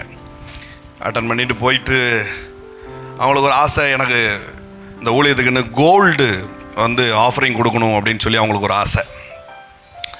அப்போது அவர் ஊருக்கு போயிட்டு, என்னால் இப்போதைக்கு வாங்கி அனுப்ப முடியாது, அதனால் நான் ஒரு அமௌண்ட் அனுப்பிச்சி விட்றேன் அப்படின்னு சொல்லி என்ன பண்ணாருன்னா, இந்த அமௌண்ட்டு கோல்டாக நினச்சி நீங்கள் என்ன பண்ணுங்கள், ப்ளஸ் பண்ணுங்கள் அப்படின்னு சொன்னார். அப்போது அதை ப்ளஸ் பண்ணும்போது முந்தாநாத்து அவர் ஒரு சாட்சியை பகிர்ந்து கொண்டார். அவர் ஒய்ஃபும் கன்சீவாக இருக்கிறாங்க, டெலிவரிக்காக வெயிட் பண்ணிகிட்டு இருக்கிறாங்க. இந்த மந்த் இருக்கும்னு நினைக்கிறேன். நான் சொன்னேன், உங்களுக்கு நல்ல காரியங்கள் நடக்கிறதுக்கான அடையாளமாக கோல்டு வரும் அப்படின்னு சொல்லி அவங்களுக்கு ப்ராஃபஸி ரிலீஸ் பண்ணேன். பாருங்கள், குழந்தையே இன்னும் பறக்கலை, அதுக்குள்ளே நல்ல ஒரு செயின் கிஃப்டாகவே அவங்க கையில் வந்திருக்கு. ஆமாம், அவர் அதை பகிர்ந்து கொண்டார். பாருங்க, மனுஷன் எதை விதைக்கிறானோ அதை அறுவடை செய்வான். தங்கத்தை விதைச்சா தங்கம் அறுவடை நடக்குது. ஒருத்தங்க ஸ்ரீலங்காவில் அவங்க ரொம்ப நாள் எனக்கு தெரியும், கூகுள் மீட் ரெகுலராக வருவார். அவர் வீடு பார்த்தா அந்த சாந்தெல்லாம் பூசியிருக்காது, பூச்சி மனமே இல்லாமல் ஒரு வீடு இருக்கும்ல, அந்த மாதிரி இருக்கும். சில இடங்களில் ரொம்ப டேமேஜான ஒரு இடத்துல தான் உட்காந்து அவர் பேசுவார். நான் அவருக்காக நிறைய தடவை ப்ரேயர் பண்ணியிருக்கிறேன். இப்போது அவருடைய டிபார்ட்மெண்ட்டில் உள்ளூர்காரங்களுக்கு குவார்ட்டர்ஸ் கொடுக்க மாட்டாங்க. உள்ளூர்காரங்களுக்கு தங்கும் வீடுகள் வசதி பண்ணி தரமாட்டாங்க. இப்போ நம்ம ஊர் கலெக்டர் மாதிரி அவங்க ஊரில் வேறு ஏதோ ஒன்று சொல்கிறாங்க, சிஎஸ்ஆ சிஎஃப்ஓ ஏதோ ஒன்று சொன்னாங்க. அவர்கிட்ட போய் முதல்ல கேட்கும்போது, இல்லை நீ லோக்கலில் இருக்கிற, அதனால் உனக்கு குவார்ட்டர்ஸ் அலாகேட் பண்ண முடியாது அப்படின்ட்டு. அப்புறம் இந்த மாதிரி ஒரு வீட்டில் தான் அவர் தங்கிட்டு இருந்திருக்கிறாரு. திடீர்னு ஒரு ஃபோன் வந்திருக்குது, இந்த மாதிரி உனக்கு நம்ம ஊரில் கலெக்டரேட்லேருந்து லெட்டர் வந்திருக்குன்னு சொன்ன மாதிரி அந்த அஃபிஷியல்லேருந்து உனக்கு லெட்டர் வந்திருக்கு அப்படின்னு. உடனே இவருக்கு ஒரே பயமாகி போச்சான். அந்த கலெக்டர் மாறிட்டார், பழைய உள்ள கலெக்டர் மாறிட்டார். இப்போ புது கலெக்டர் வந்திருக்கிறாரு. இவர்கிட்ட இருந்து இப்போது லெட்ரு வந்திருக்குன்னு உடனே இவருக்கு ஒரு மாதிரி பயமாயிடுச்சான். ஏன்னா உங்களுக்கு தெரியும், ஸ்ரீலங்காவில் நிறைய பிரச்சனைகள் நடந்துட்டு இருந்தது. நிறைய பேரை மணி லாண்ட்ரிங்கு அது இதுன்னு ஏகப்பட்ட கேஸு. டேக்ஸ் ப்ராப்ளம், அதை கட்டலை இதை கட்டலைன்னு நிறைய பேர் மேலே கேஸ் போட்டுக்கிட்டே இருந்திருக்கிறாங்க. இவர் வந்து ஐயோ நம்ம என்ன தப்பு பண்ணணும்னு தெரியலையே, இப்படி ஒன்றும் பண்ணலை, இருந்தாலும் மாட்டி விடணும்னு நினச்சா என்னன்னாலும் போட்டு மாட்டி விட்ருவாங்களா அப்படின்னு சொல்லி பயந்துட்டு இருந்திருக்கிறாரு. நிறைய பேர் ஃபோனில் சொன்னவங்களும் என்ன பண்ணி வச்சுன்னு தெரியலையேங்கிற மாதிரி தான் சொல்லவும் செஞ்சுருக்கிறாங்க. ஆனால் இவர் பயந்துக்கிட்டே தான் போய் அந்த லெட்டரை வாங்கி பார்த்தா 1 ரூம் 2 ரூம் இல்லை, 8 ரூம் இருக்கும்படியான ஒரு குவார்டர்ஸை இவருக்கு அலோகேட் பண்ணி கொடுத்துருக்காங்க 5 வருஷத்துக்கு, 5 இயர்ஸ். நான் ஆக்சுவலி இந்த கூகுள் மீட்லேயும் அதை ஷேர் பண்ணேன். ஒரு பாஸ்டருடைய ஒரு ப்ராஃபட்டுடைய சாட்சி ஒன்று பகிர்ந்துக்கிட்டேன். நம்முடைய ப்ராஸ்பரிட்டி செமினார்லேயும் அந்த சாட்சியை பகிர்ந்தேன். ஆனால் ஒரு சேட்டை நடந்து அது ரெக்கார்ட் ஆகலை. நான் இன்னொரு நாள் அதை ஷேர் பண்ணுறேன் உங்களுக்கு. அந்த சாட்சியை பகிர்ந்து கொண்ட ஒருத்தருக்கு வந்து 12 ரூம் இருக்கிற ஒரு பங்களா வீட்டை தேவன் அமைத்து கொடுத்தார். ஆமென். அதை ஷேர் பண்ணிவிட்டு அதை டிக்ளேர் பண்ணேன் நான், வாங்கிக்கோங்க இதை, சும்மா 1 ரூமு 2 ரூமு டபுள் பெட்ரூம் இப்படிலாம் ஆசைப்படாதீங்க. ஆண்டவர் ஏராளம் தாராளத்தின் தேவனாக இருக்கிறாரு. குறைஞ்சது 6 பெட்ரூமாவது உங்கள் வீட்டில் இருக்கணும். ஆமென். குறைஞ்சது 6 பெட்ரூம் இருக்கணும் பாரு. எல்லாம் சொல்லி பிளஸ் பண்ணிகிட்டே இருந்தேன். பார்த்தா 8 பெட்ரூம் இருக்கும்படியா, 8 ரூம் இருக்கும்படியான ஒரு வீட்டை கர்த்தர் ஆசீர்வதித்து கொடுத்துருக்கிறார். ஆமென். நான் சொல்கிறேன், சொந்தமாகவே 8 வீடு கிடைக்கும், கோட்ரஸ் இல்லை, 8 வீடுன்னு வந்துருச்சு. வாங்கிக்கோங்க இயேசுவின் நாமத்தினால். ஆமாம், ஏன்னா நல்ல வீடுகளை, எல்லாரும் சொல்லுங்க, நல்ல வீடுகளை கட்டி குடியிருப்பீங்கன்னு தான் அவர் சொல்லியிருக்கிறார். தோப்பை விரும்புங்க, துறவுகளை விரும்புங்க. ஆமென். எல்லாம் எனக்காக இருக்குது. எல்லாரும் சொல்லுங்க, எல்லாம் எனக்காக இருக்குது. ஒரு கார் தயாரிக்கும் பொழுது இது இன்னாருக்குன்னு பேர் சொல்லியா தயாரிக்கிறான்? கிடையாது. யாருக்கு கெப்பாசிட்டி இருக்கோ வந்து வாங்கிக்கோ அப்படிங்கிறான். இந்த உலகமும் அப்படிப்பட்டது தான். ஆமென். இந்த உலகத்தில் இருக்கிற பூரா நிலமும் அப்படிப்பட்டது தான். எவனுக்கும் பத்திரம் போடலை, வெயிட்டிங்கில் தான் இருக்குது. நான் விரும்பினா என் பேரில் பத்திரம் போடப்படும். ஆமென். உங்கள் பேரில் பத்திரம் போடப்படும். விரும்புகிறோமா அப்படிங்கிறது தான் விஷயமா இருக்குது பாருங்க. ஹல்லேலூயா. கர்த்தர் நல்லவர். உலகம் எங்கும் தீபாவளி செலிப்ரேஷன் நடந்துகிட்டு இருக்குது. கொண்டாடலாமா கொண்டாட வேண்டாமான்னு இன்னும் பல டிபேட் ஓடிக்கிட்டு இருக்கு பாருங்க. மதம் எதையுமே கொண்டாட விடாது. கிருபை ஒரு கொண்டாட்டத்திற்கு காரணத்தை உண்டு பண்ணி கொண்டாட ஆரம்பிச்சிடும். ஏமே எல்லாம் பாருங்களேன், இஸ்லாமில் கொண்டாடப்படுகிற பெரும்பான்மையான கொண்டாட்டங்கள் நாம கொண்டாட வேண்டியது. இப்போ நான் காலையில் இப்போ ஆராதனையில் சொல்லிட்டு இருந்தல, ஈசாக்க பலி செலுத்துகிற காரியம்தான் பக்ரீத். பாருங்க, நம்ம கொண்டாட வேண்டியது. நம்ம அந்த நாளை குறிப்பிடவே இல்லை. விசுவாசத்தின் தந்தைய அவருடைய ஆசீர்வாதம்லாம் வேணும் வேணும் வேணுங்க. ஆனால் அவர் செஞ்ச காரியத்தை நம்ம கொண்டாடவே இல்லை பாருங்களேன். ஆனால் அவங்க கொண்டாடிக்கிட்டு இருக்காங்க. தீப ஒளி திருநாள் பாருங்க, வெளிச்சத்தின் நாள். சொல்லுங்க, வெளிச்சத்தின் நாள். இதை நாம தான் கொண்டாடணும் பாருங்க. ஏன்னா மெய்யான ஒளி அவரா இருக்கிறார், மெய்யான வெளிச்சம் அவரா இருக்கிறார். நாம தான் கொண்டாடணும் பாருங்க. நரகாசுரனை அழித்தார்கள், தேவன் நரகாசுரனை அழித்தார். ஆமா, சிலுவையில் அவனை அழித்தார். அதை நினைச்சு கொண்டாடணும் பாருங்க. அவங்க என்ன ரீசன் வச்சுட்டு போறாங்க, நம்ம என்ன செய்யணும்? ஆமா, பொங்கல்லாம் பாருங்க, படைப்புகளை வச்சு என்ன பண்றாங்க? பிரேயர் பண்றாங்க. நம்ம படைப்புகளை வச்சு பிரேயர் பண்ண வேண்டாம். படைப்புக்காக நன்றி சொல்லி படைத்தவரை அந்த நாளில் உயர்த்தணும் பாரு. ஒரு நாளை நீ நியமம் பண்ணு, இல்லையா அவன் நியமித்த நாளில் தேவனை உயர்த்து. எல்லா கொண்டாட்டங்களும் தேவனை உயர்த்தணும், அவ்வளவுதான். ஏமே பழைய உடன்படிக்கையில் சொல்லப்பட்டிருக்கிற நியமங்கள், கற்பனைகள், இது எல்லாமே நமக்கு தான் இது கட்டளையா இருக்குது. ஆனா அவங்களுக்கு ஆண்டவர் கட்டளையா கொடுக்கல, செலிப்ரேஷனா கொடுத்திருக்கிறார். கூடார பண்டிகை, எல்லாம் சொல்லுங்க, கூடார பண்டிகை, அறுப்பின் பண்டிகை, பஸ்கா பண்டிகை, எல்லாமே ஃபெஸ்டிவல் பாருங்க. எல்லாம் ஃபெஸ்டிவல். மாதந்தோறும் அவங்களுக்கு ஃபெஸ்டிவல் இருக்குது பாருங்க. பிள்ளைலாம் யோசிப்பா, ஆஹா பேசாம யூத குளத்தில் பிறந்திருக்கலாமே, மாதம் ஒரு நாள் ஸ்கூல் லீவ் விடுவாங்களேன்னு. மாதம் எதையுமே செலிப்ரேட் பண்ண விடாது பாருங்க. இப்போ நம்ம கல்லறை திருநாள்லாம் நம்ம ட்ரெடிஷ்னல் சர்ச்சஸில் பண்ணுறாங்க இல்லையா? ஆக்சுவலி இது பைபிளில் இருக்கா? அப்படி கிடையாது. இங்கே ரட்சிப்பு சுவிசேஷத்தை சொல்ல வரும்பொழுது ஜனங்கள் என்ன பண்ணுறாங்கன்னா, எப்போ எல்லாம் ஏற்றுக்கிடுறோம், இயேசுவை சொந்த ரட்சகராக நாங்கள் ஏற்றுக்கிடுதோம். ஆனால் நாங்கள் மூதாதையர்களை போய் வருஷம் வருஷம் போய் பார்த்துட்டு வருவோம். அதை எங்களால் நிறுத்த முடியாத, இது எங்களுடைய ட்ரெடிஷன், எங்கள் கல்ச்சர், அது மாற்ற முடியாதுன்னு உடனே பாருங்கள். அப்போ உள்ள ஆட்கள் நல்ல மனுஷர்களாக இருந்திருக்கிறாங்க. ஒன்றும் பிரச்சனை இல்லை, கல்லறை திருநாள்னு ஒன்று சொல்லி உங்க மூதாதையர்களை உண்டு பண்ண தேவனுக்கு அன்னைக்கு நன்றியை செலுத்திடுவோம், கல்லறை திருநாள் கொண்டாடுவோம் அப்படின்ட்டாங்க. எவ்வளவு பாருங்க, எதுவுமே சுவிசேஷத்துக்கு தடையா இருக்கக்கூடாது. நீ என்னமும் செஞ்சுட்டு போ, முடிய வளர்க்கணுமா வளர்த்துட்டு போ, வெட்டணுமா வெட்டிட்டு போ, இந்த ட்ரெஸ்ஸை தான் போடணுமா போட்டுட்டு போ, ஆனால் சுவிசேஷத்துக்கு இடைஞ்சல் இல்லாமல் பார்த்துக்கோ அப்படின்ட்டார். ஏமே ஒரு காரியத்தை சுவிசேஷமாக சொல்லும் போது அதை ஏற்றுக்கிட முடியாத அளவுக்கு நீங்கள் ஒன்று சொல்கிறீங்க அப்படின்னு சொன்னால் ஒன்றும் பிரச்சனை இல்லைப்பா, ஒன்றும் பிரச்சனை இல்லை. கறி சாப்பிட வேண்டாமா? வேண்டாம். சுவிசேஷம் ஏற்றுக்கிடுவியா? உன் முன்னாடி நான் கறி சாப்பிட மாட்டேன் அப்படின்றணும். அதான் வேதம் சொல்லுது இல்லையா? அவனுக்கு டிஸ்டர்பன்ஸாக இருந்ததுன்னா அதை செய்யாத அப்படிங்குது. இவங்க நாங்கள் அவங்க கொடுத்த ஸ்வீட்டை வாங்க மாட்டோம், நீங்கள் அதுக்கு வச்சுட்டு எடுத்துகிட்டு வந்தீங்களா? நீ தொட்டா அது பரிசுத்தமாகும்னு வேதம் சொல்லிருச்சு. கடைகளில் விற்கிற யாவற்றையும் வாங்கி புசியுங்கள் அப்படின்னு சொல்லிருச்சு. ஏமே ஆமா, சுவிசேஷம் சொல்ல போற இடத்துல நான் உன் கோயிலுக்கு வரேன், நீ என் கோயிலுக்கு வருவியா அப்படின்னு கேட்ட உடனே இவங்க எல்லாம் வெக்கப்பட்டு வந்துட்டாங்களாம். பவுலா இருந்தா கோயிலுக்குள்ள போயிருப்பாரு.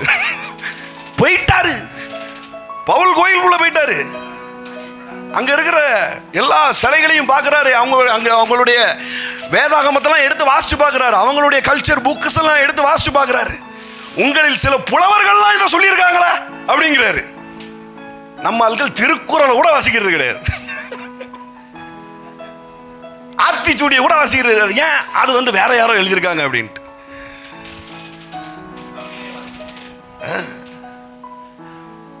கோயிலுக்குள்ள கூப்பிட்டா போயிட வேண்டியதானே, எழுதிய போயிட்டு சொல்லணும் பாருங்க, இது யாருன்னு தெரியுமா, இது எப்படிப்பட்டது தெரியுமா அப்படின்னு சொல்லி எக்ஸ்பிளைன் பண்றாரு. அறியப்படாத தேவனுக்குன்னு ஒரு கேப் இருந்திருக்குது. எப்பண்டா கேப் இருக்குது சுவிசேஷத்தை உள்ள நுழைக்கலான்னு தான் வியூவே இருக்குது. கோயிலுக்குள்ள கூப்பிட்டா என்ன போயிட வேண்டியதானேங்க, நான் போயிடணும் பாருங்க, போயிட்டு நின்று பார்க்கணும். ஆவியானவர் எனக்கு உதவி செய்யுங்க, இங்க இருக்கிற ஏதாவது ஒரு கேப்ல சுவிசேஷத்தை நான் நுழைக்கணும். ஆவியானவர் 100% உதவி செய்வார். கோயில் இருக்கு பாத்தீங்களா, கோயில் அல்லது கிறிஸ்தவர்கள் அல்லாதவர்கள் கட்டின பல காரியங்கள், அந்த லேண்டெல்லாம் யாருக்குள்ளது? வானத்தையும் பூமியும் உண்டு பண்ணின கர்த்தருடையது. அங்கேயும் தேவன் இருக்கிறார், அங்கேயும் தேவன் இருக்கிறார், இல்லைன்னா சொல்ல முடியாது பாரு, அங்கேயும் தேவன் இருக்கிறார். ஏமே செலிப்ரேஷன் நல்லது, எல்லாரும் சொல்லுங்க செலிப்ரேஷன் நல்லது. கொண்டாடுங்க, எல்லாத்தையும் கொண்டாடுங்க. நான்லாம் அடுத்த வருஷத்துல இருந்து பக்ரீத்லாம் கொண்டாடலான்னு முடிவு பண்ணிட்டேன். அதுக்காகவே நிறைய பாய் ஃப்ரெண்ட்ஸ் எல்லாம் தேடிக்கிட்டு இருக்கிறப்ப நான். ஆமாம், ஒரு பாயை விடுறது கிடையாது, வாங்க பாய் அப்படின்றது. இந்த இடத்தோட ஓனர் பாய். பக்ரீத்துக்கு ஒரு ஃபோனை போட்டு வாழ்த்து சொல்லி பிரியாணி வாங்காம விடுறதா இல்லை. கர்த்தர் செலிப்ரேஷனுக்கு எதிரான தேவன் அல்ல. ஆமென். கல்ச்சருக்கும் எதிரான தேவன் அல்ல, எந்த பாரம்பரியத்திற்கும் அவர் எதிரான தேவன் அல்ல. ஒரு பாரம்பரியம் சத்தியத்தை அறிந்து கொள்வதற்கு உனக்கு இடைஞ்சலா இருந்ததுன்னா அதற்கு அவர் எதிராக இருக்கிறார். சொல்லட்டா, அப்படியே அந்த பாரம்பரியம் எந்த மாதிரியான பாரம்பரியம்னா நியாயப்பிரமாணம் என்கிற பாரம்பரியத்திற்கு தான் அவர் எதிராக இருக்கிறார். ஏமே போன வாரம் காமிச்சோம் இல்லையா, எங்க சாட்டை எடுத்தார் இயேசு, எங்க சாட்டை எடுத்தார் அப்படின்னு பார்த்தா விபச்சாரியை பார்த்து சாட்டை எடுக்கல, இளையகுமாரனை பார்த்து சாட்டை எடுக்கல, விபச்சாரிகள்கிட்ட போயிட்டு வந்தவனை பார்த்து சாட்டை எடுக்கல, மகதலேனா மரியாதை பார்த்து சாட்டை எடுக்கல, ஆயக்காரனை பார்த்து சாட்டை எடுக்கல, பாவிகளை பார்த்து சாட்டை எடுக்கல. மாறா பாவிகளோடு உட்கார்ந்து சாப்பிட்டு இருக்கிறாரு. சிலதை பப்ளிக்கா சொல்ல முடியாது பாருங்க. பாவிகள் என்ன பண்ணிக்கிட்டு இருப்பாங்க, ஃபுல் மப்புல இருப்பான், அவன் கூட உட்கார்ந்துட்டு இருக்கிறாரு. சரி விடுங்க, அங்கெல்லாம் சாட்டை எடுக்கல. எங்க சாட்டை எடுக்கிறாரு? தகப்பனை குறித்து தப்பான போதனை பண்ணிக்கிட்டு இருக்கிற இடத்துல சாட்டை எடுக்கிறார் இல்லையா? அவர் இந்த பலிகளெல்லாம் விரும்புறாரு. இந்த பலியை நீ சரியா செலுத்தலைன்னா அது ரொம்ப தப்பாயிரும். என்கிட்ட இருக்குது ஆடு, அதை வாங்கிக்கோ, என்கிட்ட புறா இருக்குது, அதை வாங்கிக்கோ அப்படின்னு அதை வியாபார கூடமா மாத்தின அந்த இடத்துல வியாபார கூடம்னு உடனே இங்கே சிடி விற்கிறது, புக்கு விற்கிறது, பென்ட்ரைவ் விற்கிறது, இதெல்லாம் வியாபாரம் அப்படின்ட்டாங்க பாருங்க. அது கிடையாது, அந்த வியாபாரத்தை அது சொல்லலை. தகப்பனை குறித்து தப்பான பிக்சரை நீ ஜனங்கள்கிட்ட சொல்லி அதை வருமானமா பார்த்துட்டு இருக்கல, உனக்கு தான் சாட்டை எடு அப்படிங்கிறார். எந்த பாவியும், கொடூர பாவி எவனை பார்த்தும் சாட்டை எடுக்கல அவர். ஏமே அவரு பாருங்க, தகப்பனை குறித்து போதிக்கிற தப்பான சத்தியத்தை போதிக்கிற இடத்துல தான் அவர் எல்லாத்தையும் ஸ்டாப் பண்றாரு தவிர எந்த செலிப்ரேஷனையும் அவர் நிறுத்துகிற தேவன் அல்ல. ஆமென். கொண்டாட்டங்களை விரும்பணும் பாருங்க, கொண்டாட்டங்களை விரும்பணும். எல்லாரும் சொல்லுங்க வெளிச்சம். நான் சொன்னா நம்ப மாட்டீங்க, நான் உங்களுக்கு எடுத்து காட்டுறேன். 1 பேதுரு 2ஆம் அதிகாரம் 9வது வசனம். ஏன் நம்ம தீபாவளி செலிப்ரேட் பண்ணணும்? இன்னைக்கு இதுதான் டாபிக்கா அப்படிங்கீங்களா? இல்லை இல்லை இல்லை, இதை நம்ம சொல்லிடுவோம். முதல்ல, நீங்களோ அந்தகாரத்தில் இருந்து தம்முடைய ஆச்சரியமான, நல்ல கரங்களை தட்டி இதெல்லாம் வாங்கணும் பாருங்க. ஆமென். நீங்களோ உங்களை அந்தகாரத்தில் நின்று நம்முடைய ஆச்சரியமான ஒளியின் இடத்திற்கு வரவழைத்தவருடைய புண்ணியங்களை அறிவிக்கும்படி தெரிந்து கொள்ளப்பட்ட சந்ததியாகும், ராஜரீகமான ஆசாரிய கூட்டமாயும் பரிசுத்த ஜாதியாகவும் அவருக்கு சொந்தமான ஜனமாயும் இருக்கிறீர்கள். ஆமென். எல்லாம் சொல்லுங்க. இருளில் இருந்து வெளிச்சத்திற்கு தேவன் என்னை கொண்டு வந்திருக்கிறார். இருளில் இருந்து ஒளிக்கு தேவன் என்னை கொண்டு வந்திருக்கிறார். இருளில் இருந்து வெளிச்சம். எல்லாரும் சொல்லுங்க. இருளில் இருந்து வெளிச்சத்திற்கு, ஃப்ரம் டார்க்னஸ் டு பிரைட்னஸ். ஆமென். ஒரு பெரிய ஷிஃப்ட் நடந்திருக்குது. எல்லாரும் சொல்லுங்க. என் வாழ்க்கையில் ஒரு பெரிய ஷிஃப்ட் நடந்திருக்குது. இனிமேதான் ஏதோ ஒரு பெரிய ஷிஃப்ட் நடக்கணும்னு நீங்கள் வெயிட் பண்ணிக்கிட்டே இருந்தீங்கன்னா வெயிட் பண்ணிக்கிட்டே இருக்க வேண்டியதான். இந்த ஷிஃப்ட்டை நீங்கள் என்ஜாய் பண்ண ஆரம்பித்தாலே இன்னைக்கு அடுத்த ஷிஃப்ட் வந்துடும். ஆமென். எல்லாம் சொல்லுங்க. ஆல்ரெடி நான் வெளிச்சத்திற்குள்ளே இருக்கிறேன், ஆல்ரெடி நான் ஒளிக்குள்ளே இருக்கிறேன். என் வாழ்க்கையில் இருள் இருக்க முடியாது. என் வாழ்க்கையில் இருக்கிற இருள் எல்லாம் என்றைக்கோ நீக்கப்பட்டு விட்டது. சொல்ல போனால் தீபாவளியை நான் தான் செலிப்ரேட் பண்ணணும். ஆமென். இந்த ஒளியை நான் தான் கொண்டாடணும். எல்லாம் சொல்லுங்க. இந்த ஒளியை நான் தான் கொண்டாடணும். இருளில் இருந்தோர் வெளிச்சத்திற்கு வந்தார்கள் என்று எழுதியிருக்கிறது. ஆமென். எல்லாம் சொல்லுங்க. நான் வெளிச்சம், நான் ஒளி. நான் சொல்லலைங்க, வேதம் சொல்லுது. நீங்களே உலகத்திற்கு உப்பா இருக்கிறீங்க, நீங்களே வெளிச்சமாயிருக்கிறீர்கள் அப்படின்னு இருக்குது பாருங்க. ஒளியா இருக்கிறீங்க. You are the light of the world அப்படின்னு இருக்குது. வேதம் இருளை அறியாமை என்று சொல்லுகிறது. இருளை அறியாமை அப்படின்னு சொல்லுது. வெளிச்சத்தை அறிவு என்று சொல்லுகிறது. என் ஜனங்கள் அறியாமையினால் சங்காரமாகிறார்கள், வெளிச்சம் இல்லாததினால் சங்காரமாகிறார்கள், இருள் இருக்கிறதினால் சங்காரமாகிறார்கள். எப்படினாலும் சொல்லலாம். எப்போ ஒரு விஷயத்தை குறித்ததான ஒரு வெளிச்சம் உங்க வாழ்க்கையில உதிச்சிட்டோ, அதற்கு பிற்பாடு பிசாசினால திரும்ப அந்த இடத்துல உங்க வாழ்க்கையில கை வைக்க முடியாது. ஆமென். பிசாசு இருள்ல தான் வேலை செய்யறான், இருட்டுல தான் என்ன பண்றான்? இருட்டு நான் சொல்றது அறியாமை. உங்களுடைய இக்னோரன்ஸ்ல தான் பிசாசு என்ன செய்யறான்னா வேலை செய்யறான். உங்களுக்கு அதை குறிச்சதான அறிவு வந்துட்டுனா, வெளிச்சம் அதை குறிச்சதான வெளிச்சம் வந்துட்டுனா, அதுக்கு பிற்பாடு அதுல அவன் வேலை செய்ய முடியாது. எது பிரதர் வெளிச்சம் அப்படின்னு நீங்கள் யோசிச்சுட்டு இருந்தீங்கன்னா, நான் இப்போ ஒரு வார்த்தையை சொல்கிறேன். அது உங்களுக்கு நீங்கள் கை தட்டுற விதத்திலேயே அது உங்களுக்கு வெளிச்சமாயிட்டா இல்லையாங்கிறது புரிஞ்சிடும். சரியா? கர்த்தர் அழிவின் தேவன் அல்ல, அவர் ஆச்சரியங்களின் தேவன். கர்த்தர் அழிவின் தேவன் அல்ல, அவர் அற்புதத்தின் தேவன்.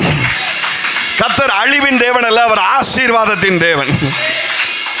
கர்த்தர் துக்கத்தின் தேவன் அல்ல, அவர் இன்பங்களின் தேவனா இருக்கிறார். கர்த்தர் நோய்களின் தேவன் அல்ல, அவர் ஆரோக்கியத்தின் தேவனா இருக்கிறார். ஆமென். இப்ப நான் சொன்ன ஒவ்வொரு வார்த்தையும் ஒரு வெளிச்சம். ஒவ்வொரு வார்த்தையும் தேவ வேத வசனத்திலிருந்து நான் எடுத்து சொல்றேன் பாருங்க. இது எல்லாமே ஒரு வெளிச்சம். இந்த வெளிச்சத்துல நீங்க ஸ்ட்ராங் ஆயிட்டீங்கன்னா, இதுல வேரூன்றப்பட்டுட்டோம்னா, திரும்ப பிற்பாடு பிசாசுனால அந்த காரியத்தை சொல்லி உங்க வாழ்க்கையில என்ட்ரி கொடுக்க முடியாது. உங்க அற்புதத்தை அவனால தடுக்க முடியாது, உங்க ஆசீர்வாதத்தை தடுக்க முடியாது, உங்க ஆரோக்கியத்தை அவன் தடுக்க முடியாது, உங்களுக்கு கிடைக்கக்கூடிய நன்மைகளை அவன் தடுக்க முடியாது, உங்களுக்கு கிடைக்கக்கூடிய செழிப்பை அவன் தடுக்க முடியாது. ஏன்னா இப்ப எனக்கு இதுல வெளிச்சம் வந்துட்டு. ஆமென். பாருங்க, இருளுக்கும் வெளிச்சத்திற்கும் யுத்தம் என்று ஒன்றே கிடையாது. யுத்தம்னா என்ன? ரெண்டு பேர் வந்து நிக்கிறது, சண்டை போடுறது பாருங்க. பழைய எம்ஜிஆர் ஸ்டைல வால் அப்படியே கழுத்தை எக்ஸ் வடிவில் கிட்ட வரைக்கும் கொண்டு வந்துட்டு மறுபடியும் அப்படியே சண்டை. ஆனா ஆனா வெளிச்சம் வந்துட்டுனா நான் போக மாட்டேன் அப்படின்னு சொல்றதுக்கு கூட வெளிச்சம் இருளுக்கு நேரம் கொடுக்காது. ஏமே தப்புன்னு வெளியில போயிரும் பாருங்க. நான் சொல்றேன், இன்றைக்கு உங்க வாழ்க்கையில பல இருள் வெளியில போக போகுது. வெளிச்சம் அடிக்க அடிக்க ஒவ்வொன்னா வெளியில தெரிச்சு ஓட போகுது. ஹல்லேலூயா. ஆமென். ஒளியின் இடத்திற்கு வந்திருக்கிறீர்கள். சொல்லுங்க, ஒளியின் இடத்திற்கு வந்திருக்கிறீர்கள். இதை பாருங்க, அதிலே சொல்லுது, நீங்கள் ராஜரீக ஆசாரிய கூட்டம் அப்படின்னு. ராஜாவும் ஆசாரியனும். நான் கூகுள் மீட்ல இதை பத்தி தொடர்ந்து பேசிட்டு இருக்கிறேன். ரத்தத்தின் அடிப்படையில் நாம எப்படிப்பட்ட ஆசாரியர்களா இருக்கிறோம், ராஜரீக ஆசாரிய கூட்டமாய் தேவன் நம்மளை எப்படி மாற்றி இருக்கிறார் அப்படிங்கிறதெல்லாம் கூகுள் மீட்ல நான் பேசிட்டு இருக்கிறேன். ஸோ ஸ்க்ரோலிங்கில் வரும். புதன்கிழமை தோறும் மாலையில் 6 மணிக்கு அந்த லிங்க்குள்ளே நீங்கள் என்ன பண்ணலாம், கனெக்ட் ஆகி நீங்கள் அதில் ஜாயின் பண்ணலாம். தொடர்பு கொள்ளணும்னா அதில் வாட்ஸ்அப் நம்பர் இருக்கும். அந்த வாட்ஸ்அப் நம்பருக்கு நீங்கள் கேட்டிங்கன்னா உங்களுக்கு லிங்க் அனுப்பிச்சி விட்றேன். நீங்கள் அதில் கனெக்ட் ஆகுங்க. ரொம்ப ஆசீர்வாதமாக இருக்குது கூகுள் மீட். பயங்கரமான என்கவுண்டர்ஸ் எல்லாம் கூகுள் மீட்டில் நான் சொன்ன சாட்சிகள் எல்லாமே கூகுள் மீட்டில் நடந்த சாட்சிகள் தான். பாருங்கள், தூரமாக இருக்கிறாங்க, சாட்சிகளாக வாழ்ந்துக்கிட்டு இருக்கிறாங்க. அப்போ பக்கத்தில் இருக்கிற நம்ம எத்தனை அதிகமான சாட்சியாக இருப்போம் பாருங்க. ஏமே ஹல்லேலூயா. ஆமாம், நான் சொன்ன சாட்சி ஒன்று ஸ்ரீலங்கா, இன்னொன்று வெள்ளூர். நான் சொன்ன 2 சாட்சிகளுமே ஒன்று ஸ்ரீலங்கா, இன்னொன்று வெள்ளூர். வெள்ளூரோட ஸ்ரீலங்கா பக்கம், அதை விட நீங்க எனக்கு பக்கம் பாருங்க. ஆமென். ஹல்லேலூயா. அப்ப அதை காட்டிலும் 100 மடங்கு சாட்சிகள் இங்க இருந்து எழும். 100 மடங்கு எழும்பும், 100 மடங்கு எழும்பும். ஸோ இது ராஜா ஆசாரியன். எல்லாம் சொல்லுங்க, ராஜா ஆசாரியன். ராஜா என்று பார்க்கும் பொழுது அதிகாரங்கள், ஆளுமை, இதெல்லாம் நம்ம கண்ணுக்கு தெரியுது. ஆசாரியன் என்று பார்க்கும் பொழுது ஆவிக்குரிய காரியங்கள், ஆலயத்துக்கு உண்டான காரியங்கள் அப்படின்னு பொதுப்படையாக நம்மளுக்கு கண்ணுக்கு தெரியுது. ஆனால் அதுல இருந்து ஒரு காரியத்தை நான் இன்னைக்கு உங்களுக்கு எடுத்து சொல்றேன். ராஜா அப்படின்னா வெல்த். ஆமென். நல்ல கையை தட்ட வேண்டாமா அதுக்கெல்லாம்? ராஜான்னா வெல்த், ஆசாரியன்னா ஹெல்த். முதல்ல புரியலைனாலும் கையை தட்டி வாங்கிக்கோங்க, ஹெல்த்தை முதல்ல வாங்கிக்கோங்க, அதுக்கப்புறம் நான் உனக்கு விளக்கிடுறேன். பாருங்க, ஆசாரியன் உங்களுக்கு தெரியும், அவனுடைய கார்மெண்ட்ஸ்லாம் ரொம்ப ஹெவி கார்மெண்ட்ஸ், ரொம்ப வெயிட்டான கார்மெண்ட்ஸ். பாருங்கள், 12 ஸ்டோனு, தலையில் தலப்பா, ஒரு மாதிரி இரிட்டேஷனான ஒரு ட்ரெஸ்ஸு பாருங்கள். அதெல்லாம் போட்டு என்னை நிற்க சொன்னால் கண்டிப்பாக நிற்க மாட்டேன். அப்படி ஒரு ட்ரெஸ்ஸு. அதை போட்டு தேவனுடைய ஆலயத்தில் காலையில் துவங்கி சாயந்தரம் பலி செலுத்தி முடிக்கிற வரைக்கும் நிற்கணும். சேரும் கிடையாது, சேரும் கிடையாது. இடையில சூச்சு வருது, நான் டீ குடிச்சிட்டு வந்துடுறேன். நம்ம செமினார்லாம் இடையில தண்ணி குடிக்கிறது, இடையில கேப் விட்டு போய் டீயை குடிக்கிறது, ஸ்நாக்ஸ் சாப்பிட்றது, இந்த மாதிரி எந்த வேலையுமே இருக்காது. காலையில் உள்ள ஏறினா சாயந்தரம் வரைக்கும் நின்று தான் ஆகணும் பாருங்க. அப்படி நிற்கிறதா இருந்தால் எவ்வளோ ஹெல்த் இருக்கணும் யோசிச்சு பாருங்க. ஆமென். ஆசாரியனுக்கு என்று தேவன் பிரத்யேகமாய் வைத்திருந்தது ஹெல்த் என்கிற ஆசீர்வாதம். ஆமென். அப்போ நீங்களே ராஜாக்களும் ஆசாரியர்களும் என்று சொன்னா இங்க ஹெல்த்துக்கும் பஞ்சம் இருக்காது, இங்க வெல்த்துக்கும் பஞ்சம் இருக்காது. அப்படிப்பட்ட ஒளியின் இடத்திற்கு நீங்கள் வந்திருக்கிறீர்கள். ஆமென். தரித்திரம் என்கிற இருளில் இருந்து வெல்த் என்கிற வெளிச்சத்திற்குள்ளே நீங்கள் வந்திருக்கிறீர்கள். நோய் என்கிற இருளில் இருந்து ஆரோக்கியம் என்கிற இடத்திற்கு நீங்கள் வந்திருக்கிறீர்கள். தேவன் இடத்துல 2 இருக்குது, சுகமும் இருக்குது, ஆரோக்கியமும் இருக்குது. நோய்வாய்ப்பட்டா கிடைக்க வேண்டியது சுகம், சுகம் பெற்றதுக்கு அப்புறம் என்றென்றுமாய் இருக்கக்கூடியது ஆரோக்கியம்.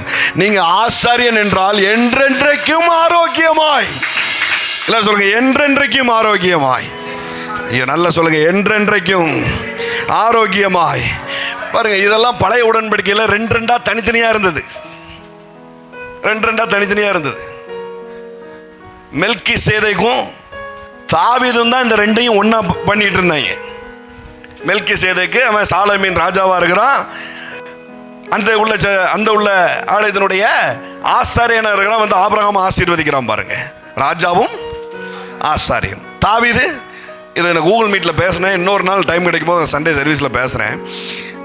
நான் சொல்கிறது அப்படியே நம்புங்க, அப்படியே இருக்குது சரியா. அவன் என்ன பண்ணுறான், தேவ சமூகத்தை அப்போத்தெல்லாம் எடுத்து சாப்பிட்றான், ஆசாரியன் உடையை தரிச்சிட்டு உடன்படிக்கை பெட்டி முன்னாடி ஆடுறான். இதெல்லாம் என்ன அடையாளம்? அவன் ஆசாரியன் என்பதற்கான அடையாளம்.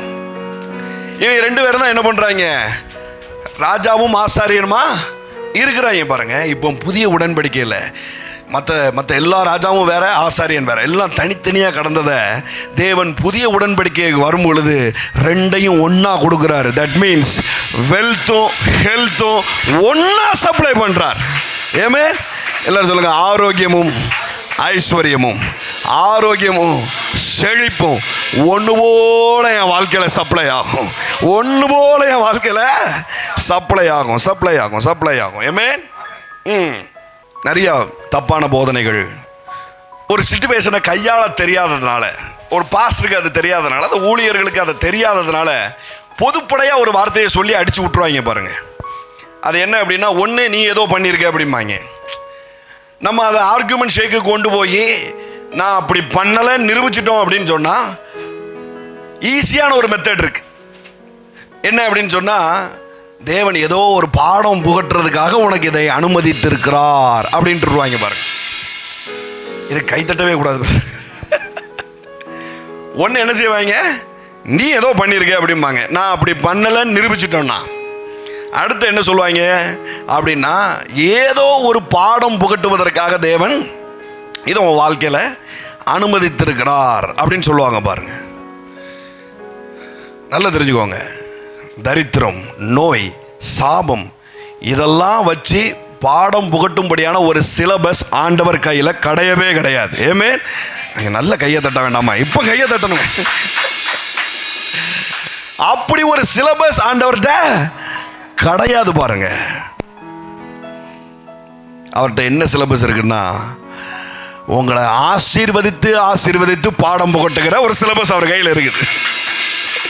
உங்களை பெருக செய்து அவர் பக்கமாக இழுத்துக்கூடிய ஒரு சிலபஸ் தான் அவர் கையில் இருக்குது.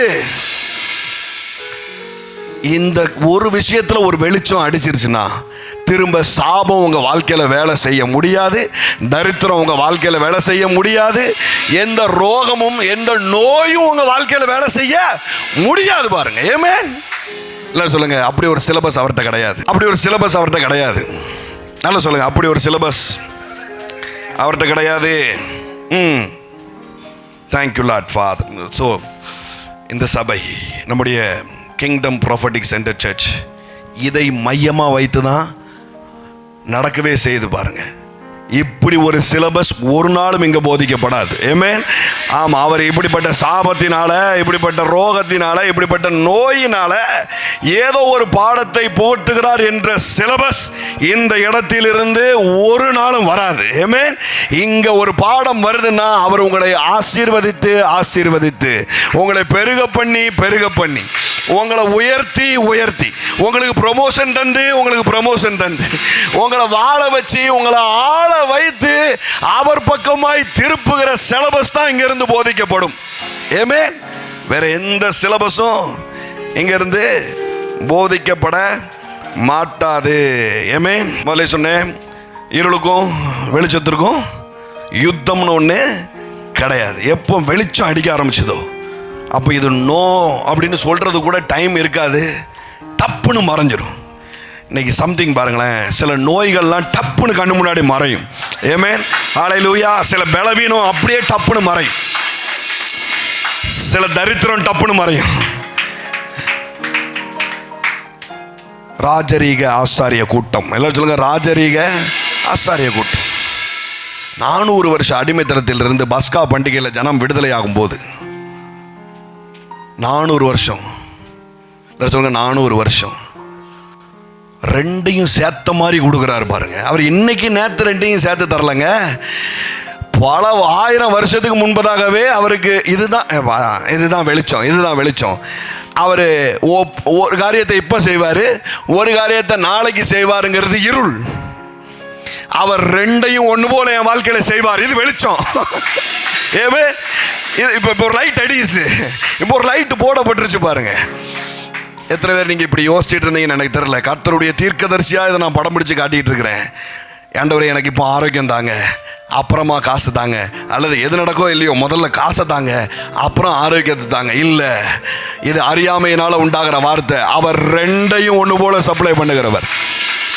வேதம் சொல்லுது பாருங்க. அப்போ அவர் ரிலீஸ் பண்ணும் பொழுது வேதம் சொல்லுது, அவர்களிலே, எல்லாம் சொல்லுங்க, அவர்களிலே பலவீனப்பட்டவன் 1 2 பேர் இருந்தான். பலவீனப்பட்டவன் ஒருவனும் இல்லை. தட் மீன்ஸ் சின்ன பிள்ளையில இருந்து கெலடுகட்ட வரைக்கும், எல்லாரும் சொல்லுங்க, சின்ன பிள்ளையில இருந்து கெலடுகட்ட வரைக்கும், பாட்டையா வரைக்கும் எல்லாம் துள்ளி குதித்து எழுந்து ஓடி வந்திருக்குது பாருங்க. ஏமே ஆளு பலவீனப்பட்டவன் ஒருவனும் இல்லை. இது சாதாரண விடுதலை இல்லை பாருங்க. இவங்க அடிமைத்தனத்தில் இருந்தவங்க நல்ல சோறு கூட சாப்பிடல. வெள்ளரி பூண்டு, வெங்காய பூண்டு, எப்படி இதெல்லாம் ஒரு காம்பினேஷன்ல வச்சு சாப்பிட்டாங்கன்னு தெரியல பாருங்க. கொத்தமல்லி கருவேப்பிலை சாம்பார், இஞ்சி பூண்டு பொரியல், இப்படிலாம் நம்ம யோசிக்க முடியுமா? வேப்பலை துவையல், இப்படிலாம் நம்மளால யோசிக்கவே முடியாது பாருங்க. ஆனால் அதெல்லாம் சாப்பிட்ருக்கான். இப்படி சாப்பிட்டு எப்படி ஹெல்த்தியா இருந்திருப்பான்? அடி மேல அடி வேற விழுது இல்லையா? ஆளோட்டிகளின் நிமித்தமாய் கூக்குரல் பாருங்க. அழுதுகிட்டே எவனாவது நல்லா சாப்பிட முடியுமா? அடி வாங்கிட்டு கையில காலில் புண்ணோட வேதனையோட ரணத்தோட எவனாவது நல்லா சாப்பிட முடியுமா? ஒரே இரவு ஒட்டுமொத்த புண்ணும் ஆறுது பாருங்க. ஏமே ஹல்லேலூயா. சீல் எடுத்து போய் இருந்த புண்ணு படுத்த படுக்கையா கிளம்பி படுத்து கிடந்ததுன்னா 5 நாளைக்கு மேல என்ன ஆயிரும்? பின்னாடி ஒரு மாதிரி புண்ணு வந்துடும் பாருங்க. ஒரே பஸ்கா, ஒரே இரவுல பார்த்தா கிளவி முதற்கொண்டு ஹீல் ஆகி எழுந்துச்சு நடந்து வரா. கிளவம்லாம் ஹீல் ஆகி எழுந்துச்சு நடந்து வரா. சின்ன பிள்ளைலாம் எழுந்துச்சு நடந்து வருது பாருங்க. ஏமே நான் சொல்லுகிற ஆரோக்கியம் அப்படிப்பட்ட ஆரோக்கியம். ஹல்லேலூயா. இது ஏதோ அல்ட்ர சில்றையா அல்ல. ஆமென். சம்டைம்ஸ் நம்முடைய எக்ஸ்பீரியன்ஸ் நம்மளுக்கு ஒரு இருளை கொண்டு வரும் பாருங்க. அவங்களுக்கே நடக்கலையே, இவங்களுக்கே நடக்கலையே, இப்படிப்பட்ட எக்ஸ்பீரியன்ஸ் கொண்டு வரும் பாருங்க. ட்ரை பண்ணனா நடக்கலையே, இல்லை பாருங்க. அப்படி ஒரு இருள், அப்படி ஒரு அறியாமை அந்த இடத்துல இருக்கும் பாருங்க. நான் உங்களுக்கு சொல்றேன், 400 வருஷமா வியாதிப்பட்டுக்கிட்டு இருந்த ஒரு இனத்தையே ஒரே நொடியில ஹீல் பண்ணி வெளியில தூக்கிட்டு வருவார்னா எனக்கு செய்வார். நீங்க அதை எக்ஸ்பீரியன்ஸே பண்ணலனாலும் நான் சொல்றேன், இந்த வெளிச்சம் உங்க வாழ்க்கையில உதிக்கட்டும். இந்த வெளிச்சம் உங்க வாழ்க்கையில உதிக்கட்டும். இனி உங்க குடும்பத்தில் அப்படிப்பட்ட நோய் எட்டி பார்க்காது. இனி அப்படிப்பட்ட சாபம் எட்டி பார்க்காது. இனி அப்படிப்பட்ட ரோகம் எட்டி பார்க்காது. டிஎன்ஏல ஏறட்டும். இதெல்லாம் உங்க டிஎன்ஏல ஏறட்டும். நோயை உங்க டிஎன்ஏ ரிஜெக்ட் பண்ணும் பாருங்க. ஆமென். சரீரம் உள்ள அக்செப்டே பண்ணாது, ரிஜெக்ட் பண்ணும், வெளியில தள்ளும் பாருங்க. இந்த ஒரு வெளிச்சம் 400 வருஷம். அது மட்டும் இல்ல, 400 வருஷமா கடன்காரங்களா இருந்திருக்கிறாங்க பாருங்க. எதை வச்சு பிளாக்மெயில் பண்ணி அடிமைத்தனமா ஆக்குறாங்க? கடன் வாங்கினவன் கடன் கொடுத்தவனுக்கு அடிமை. இஸ்ரவேல் ஜனத்திட்ட என்ன பண்ணி இருக்கிறாங்க? காசு கொடுத்து என்ன பண்ணிட்டாங்க? கடனாளி ஆக்கி வச்சு அடிமையாக்கி வச்சிருக்கிறாங்க. 400 வருஷம் சேலரி பெண்டிங். 400 வருஷம் வர வேண்டிய காசு வரல. 400 வருஷம் பினான்சியல் கிரைசிஸ் பாருங்க. இல்லாத பிரச்சனையே இல்லை. ஒரே நாள் இரவு ஹெல்த் வெல்த் ரெண்டும் டிரான்ஸ்ஃபர் ஆகுது. ஆமென். 400 வருஷம் பொன்னோடும் பொருளோடும் வெள்ளியோடும் அவர்கள் புறப்பட்டு வந்தார்கள் அப்படின்னு இருக்கு. அப்படின்னா என்ன அர்த்தம்? கடனெல்லாம் அடைச்சது போக கையில தங்கத்தோட வெளியில வராங்க. இப்படி பண்ணுகிற தேவன் இந்த வெளிச்சம் உதிக்கட்டும் இயேசுவின் நாமத்தினால. ஆசீர்வாதத்துக்கு நிறைய கலர்ஸ் இருக்கு பாருங்க. நான் அதை கடைசியில் உங்களுக்கு சொல்றேன். கடன் அடைபட்டுச்சு, அதுல நிக்காது ஆசீர்வாதம். எல்லாம் சொல்லுங்க, அதுல நிக்காது. கையில தங்கத்தோட நீ வெளியில வரணும், அதுதான் கர்த்தருடைய சித்தமா இருக்குது பாருங்க. இப்ப இப்படி ஒரு வெளிச்சம் வந்துருச்சா, இனி உங்க வாழ்க்கையில அப்படிப்பட்ட இருளே இருக்காது. ஆமென். தங்கம் வாங்குறதுக்கு யோசிக்கவே மாட்டீங்க பாருங்க. ஆமென். ஐயோ சம்திங் கோனா ஹேப்பன். பொருள் காய்ச்சல டாய்ஸ் வாங்கின மாதிரி தங்கத்தை வாங்குற ஒரு பெரிய கூட்டத்தை தேவன் இங்க இருந்து எழுப்புவார். ஆமென். நீங்க வேணா பாருங்க, இது நடக்கும். பொருள் காய்ச்சல டாய்ஸ் வாங்குற மாதிரி எதை எடுத்தாலும் 10 ரூபா, எதை எடுத்தாலும் 10 ரூபா வாங்குற மாதிரி எங்க போனாலும் தங்கத்தை வாங்கக்கூடிய ஒரு கிருபை இந்த நாளில் இந்த வெளிச்சம் உங்களுக்கு தருது பாரு. இந்த வெளிச்சம் தரும், இந்த வெளிச்சம் உங்களுக்கு தரும். நான் மறுபடியும் சொல்றேன், நான் ஆள் பார்த்து பேசவே மாட்டேன், ஆள் பார்த்து நான் தீர்க்க தரிசனம் சொல்லவும் மாட்டேன். எப்போ நான் ஸ்டேஜ் ஏறனோ அப்போவே இங்கே இருக்கிற கூட்டம் என் கண்களுக்கு மறைக்கப்படும். இங்கே யாரும் இப்போதைக்கு 50 பவுனோட கழுத்தில் வந்து உட்காரல இல்லையா? அதனால தான் தைரியமாக சொல்கிறேன், ஒவ்வொரு வாரமும் நீங்கள் சர்ச்சுக்கு வரும்பொழுது 50 பவுன் கழுத்தில் போட்டு தான் வருவீங்க. அந்த அளவுக்கு நிரம்பிடும், அந்த அளவுக்கு நிரம்பிடும், அந்த அளவுக்கு நிரம்பிடும். ஏன்னா எனக்கு இதை குறிச்சதான ஒரு வெளிச்சம் இருக்கு பாருங்க. அவர் அற்பமாய் சொற்பமாய் தருகிற தேவன் அல்ல. ராஜரீக ஆசாரிய கூட்டம் என்றா அவர் சுகத்தை கொடுக்கும் பொழுதும் அவர் செழிப்பை கொடுக்கும் போதும் அல்ல தட்டதாய் எடுத்து தருகிற தேவனாய் அவர் இருக்கிறார். 400 வருஷத்திற்கு உண்டான கடனையும் ரத்து பண்ணி அதோட நிப்பாட்டல கைகளில் தங்கத்தையும் வெள்ளியும் கொடுத்து சின்ன பிள்ளைகளுக்கெல்லாம் போட்டு விட்டு அழகு பாரு அப்படிங்கிறார். ஏமே சின்ன பிள்ளைகள் சொல்லுங்க, சின்ன பிள்ளைகளுக்கு போட்டு விட்டு அழகு பாரு. அவ சின்ன பிள்ளை, அவ தொலைச்சிருவா, தொலைச்சா தொலைச்சிட்டு போறா, புதுசா வாங்கி நான் தரேன் அப்படிங்கிறார். ஏமே இது எல்லாமே இருளின் வெளிப்பாடு பாருங்க. தொலைச்சிட்டா திரும்ப கிடைக்காது, தொலைச்சிட்டா திரும்ப வாங்க முடியாது, இப்ப செலவு பண்ணிட்டா பின்னாடி. இது எல்லாமே இருள் பாருங்க. நான் சொல்றேன், 400 வருஷ கடனையும் ஒன்று போல ரத்து பண்ணி கைகளில் தங்கத்தை கொடுத்து அனுப்புகிற தேவன் என்கிற வெளிச்சம் இந்த நாளில் உதிக்கட்டும் இயேசுவின் நாமத்தினால. ஆமென். ஹல்லேலூயா. glorious Father. Thank you Lord Father. எத்தனை பேருக்கு லைட் அடிக்குது?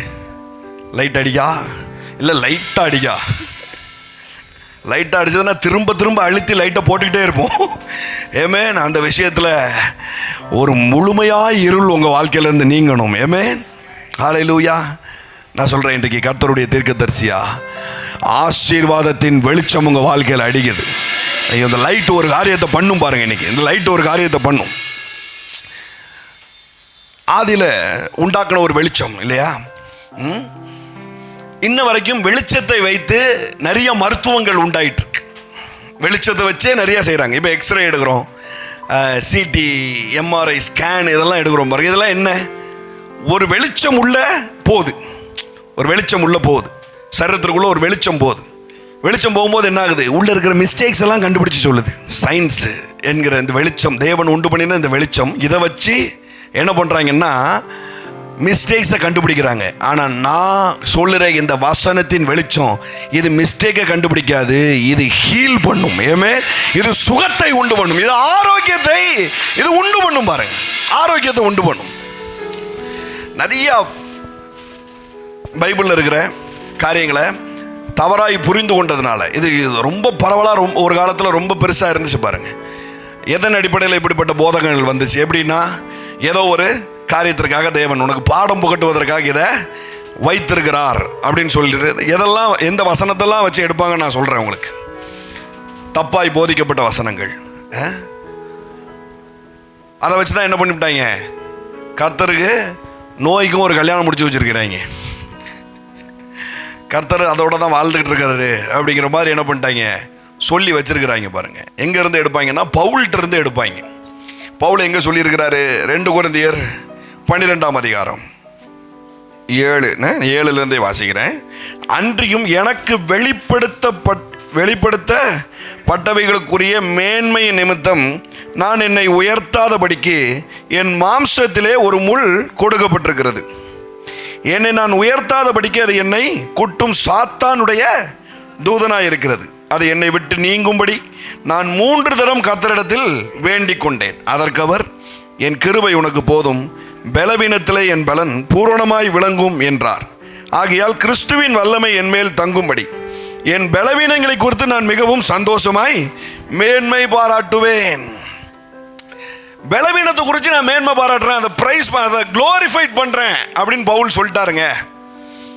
பலவீனமா இருந்தா சந்தோஷப்படுங்க. நான் என்னை நான் ரொம்ப பெருசாக ப்ரௌடாக யோசிச்சிடாதபடி அந்த பலவீனம் எனக்கு கொடுக்கப்பட்டிருக்குது, அது ஒரு முள், அது கொடுக்கப்பட்டிருக்குது, அதனால் அதை நான் ரொம்ப குளோரிஃபைட் பண்ணுறேன் அப்படின்னு பவுலே சொல்லிட்டாரு. அதனால் என்ன பண்ணிடலாம், நோய் வரும் பொழுது நம்மளும் கொஞ்சம் ப்ரௌட் ஆயிடுவோம். அதனால இந்த நோயை ஆண்டவர் என்ன கொடுத்துட்டு என்ன பண்றாரு, ப்ரௌடா நீ யோசிடக்கூடாதுங்கிறதுனால இந்த நோயை கொடுத்து அப்பப்போ உனக்கு ஒரு குறையை கொடுத்து வச்சிருப்பாரு. ஆண்டவன் வந்து கெட்டவனுக்கு நிறைய கொடுப்பான், ஆனா கை விட்டுருவான். நல்லவனுக்கு ஒன்றும் கொடுக்க மாட்டான், ஆனா கைவிட மாட்டான் அப்படின்னு பைபிள் சொல்லல, ரஜினிகாந்த் சொன்னது. சரியா? ரஜினி சொன்னதெல்லாம் எடுத்துக்கொண்டு வந்து வேதம் சொன்னதெல்லாம் எடுத்து காட்டிட்டு இருக்கக்கூடாது. இப்போ இப்படிதான் இவர் சொன்ன ஆங்கிள், இவர் சொன்ன திட்டம் வேற. ஆனா என்ன பண்ணி விட்டாங்க, இந்த பலவீனம்னு ஒரு வார்த்தை வந்ததுனால இது நோய் தான் அப்படின்னு சொல்லி அடிச்சு சொல்லிட்டாங்க. பாருங்க, இவர் வீக்னஸ் அப்படின்னு சொல்றாரு. சரியா? பலகீனம், எல்லாரும் சொல்லுங்க பலகீனம். இது சிக்னஸ் இல்ல, இது வீக்னஸ். எப்படி அப்படிங்கிறது 11ஆவது அதிகாரத்தில் வாசிச்சா உங்களுக்கு தெரியும். பாருங்க, இவர் எதை முள்ளுங்கிறாரு, இவர் எதை வந்து என்னை ரொம்ப டிஸ்டர்ப் பண்ணுது அப்படின்னு சொல்றாரு. நான் பெற்ற வெளிப்பாடுக்கும் இந்த முள்ளும் சம்பந்தமே இல்லாத மாதிரி இருக்குது. நான் இந்த வெளிப்பாடை குறித்து ஒரு சந்தோஷப்படலான்னு பார்த்தா இது என்னை ரொம்ப டிஸ்டர்ப் பண்ணுது. நிறைய பேர் இருக்கு தெரியுமா, ஒரு காரியத்தை என்ஜாய் பண்ணணும்னு நினைக்க அதுக்குள்ளே இப்படி ஒரு பிரச்சனையை கொண்டு வந்து நிப்பாட்டுறாங்களே. எத்தனை பேருக்கு அப்படி தோணி இருக்குது? இருக்குதா? எல்லாருக்கும் இருக்கும். இன்னைக்கு அப்படிப்பட்ட இருளும் உங்க வாழ்க்கையில நீங்கட்டும். தொடர் சந்தோஷங்கள் உங்க வாழ்க்கையில உண்டாகட்டும். ஏமே, ஒரு சந்தோஷத்தை என்ஜாய் பண்ணி முடிக்கும் போது பிரச்சனை இனி வராது. ஒரு சந்தோஷத்தை என்ஜாய் பண்ணி முடிக்கிறதுக்குள்ள அடுத்த சந்தோஷம் உங்க வாழ்க்கையில எட்டி பார்க்கும்.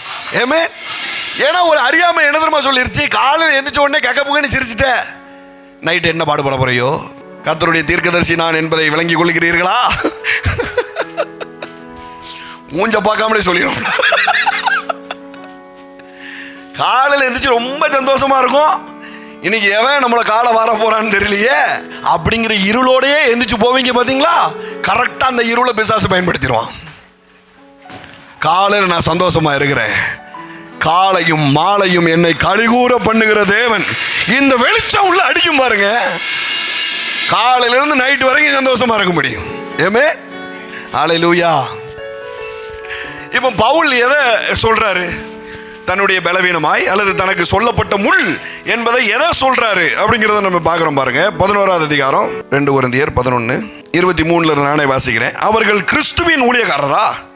நான் அதிகம் புத்தியினமாய் பேசுகிறேன், நான் அதிகமாய் பிரயாசப்பட்டவன், அதிகமாய் அடிபட்டவன், அதிகமாய் காவலில் வைக்கப்பட்டவன், அநேக தரம் மரண அவதியில் அகப்பட்டவன், யூதர்களால் ஏறக்குறைய 40 அடியாக 5 தரம் அடிபட்டேன், 3 தரம் மிளாறுகளால் அடிபட்டேன், 1 தரம் கல்லெறி உண்டேன், 3 தரம் கப்பர் சேதத்தில் இருந்தேன், கடலிலே ஒரு ராப்பகல் முழுவதும் போக்கினேன், அநேகந்தரம் பிரயாணம் பண்ணினேன், ஆறுகளால் வந்த மோசங்களிலும் கல்லரால் வந்த மோசங்களிலும் என் சுய ஜனங்களால் வந்த மோசங்களிலும் அந்நிய ஜனங்களால் வந்த மோசங்களிலும் பட்டணங்களில் உண்டான மோசங்களிலும் வனாந்தரத்தில் உண்டான மோசங்களிலும் சமுத்திரத்தில் உண்டான மோசங்களிலும் கள்ள சகோதரரிடத்தில் உண்டான மோசங்களிலும் பிரயாசத்திலும் வருத்தத்திலும் அநேக முறை கண் விழிப்புகளிலும் பசியிலும் தாகத்திலும் அநேக முறை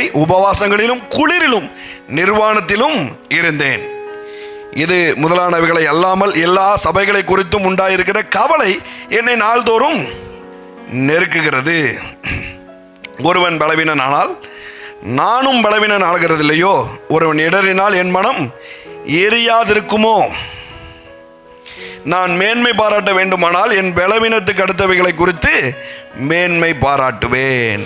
பாருங்க, இவர் எதை தன்னுடைய பலகீனம், எனக்கு வந்து வீக்கா நான் ஃபீல் பண்றேன் அப்படின்னு எதை சொல்றாருன்னா, இந்த எக்ஸ்டர்னல் ஃபோர்ஸ், அதாவது சுவிசேஷத்தின் நிமித்தமாய் வெளிப்பாடுகளின் நிமித்தமாய் ஜனங்களோடு இவர் பிரயாணப்பட்டு சுவிசேஷ வேலையா போயிட்டு இருக்கும் பொழுது உண்டாகிற அடி, உண்டாகிற சிறை, உண்டாகிற மரண தருவாய் நடக்கிற மாதிரியான காரியங்கள், சொந்த ஜனங்களால் உண்டான கல்லெறி, சொந்த ஜனங்களிலால் உண்டான சவுக்கடி, மிளாறுகளிலால் உண்டான அடி, இதெல்லாம் தான் சேர்த்து என்ன பண்றாரு, என்னுடைய பலகீனம் அப்படின்னு சொல்றாரு. தட் மீன்ஸ் எக்ஸ்டர்னலா ஒரு காரியத்தை நோக்கி இவர் பயணப்பட்டு வெளிப்பாடு நிமித்தமாய் ஒரு பயணம் இவர் வாழ்க்கையில் உண்டாயிருக்கிறது.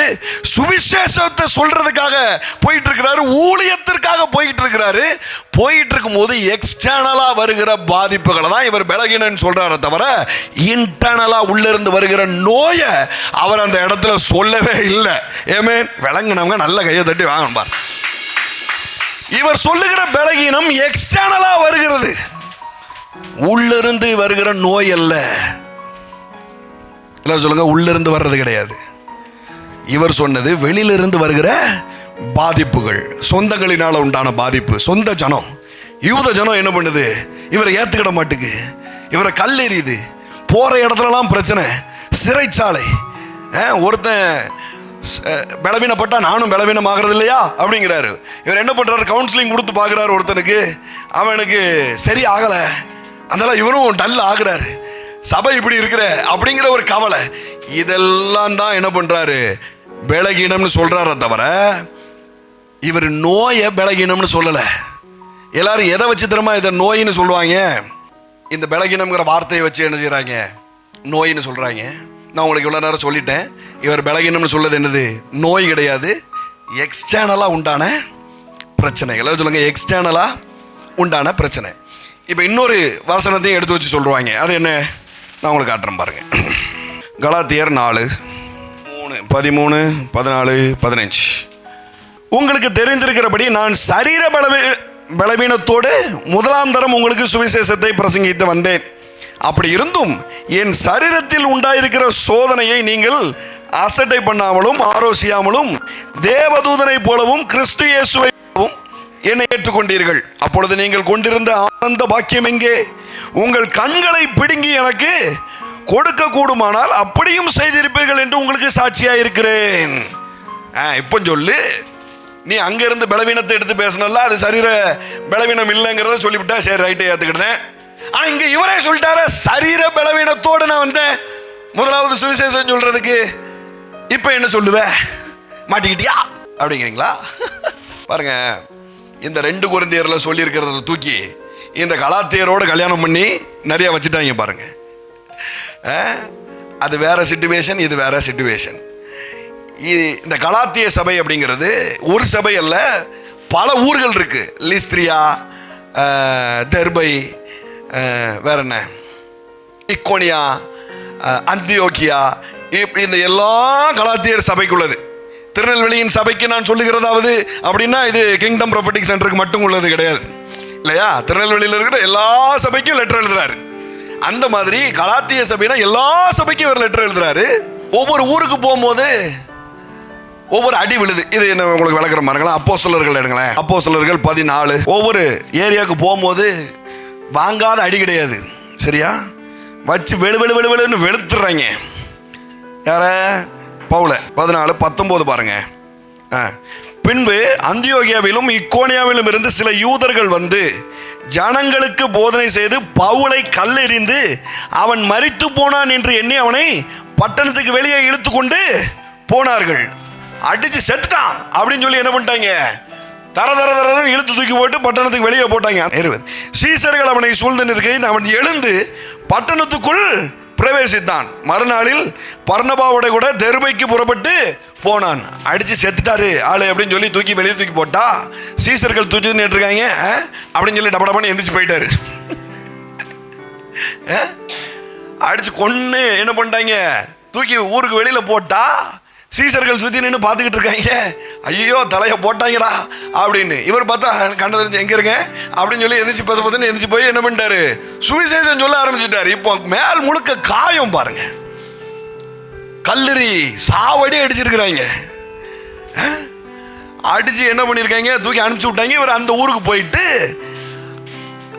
ஒரு வருஷம் சில மாதங்கள் சில நாட்கள் அந்த ஜனங்கள் என்ன பண்ணியிருக்கிறாங்க, கிறிஸ்து இயேசுவை போலவே இவரை பார்த்து அவ்வளவு அவருக்கு கூட இருந்து அவருக்கு வெண்ணி போட்டு கொடுத்து அவருக்கு மருந்து போட்டு அவரை சுகப்படுத்தி என்ன பண்ணியிருக்கிறாங்க, அவ்வளவு அன்பு பாராட்டி இருக்கிறாங்க.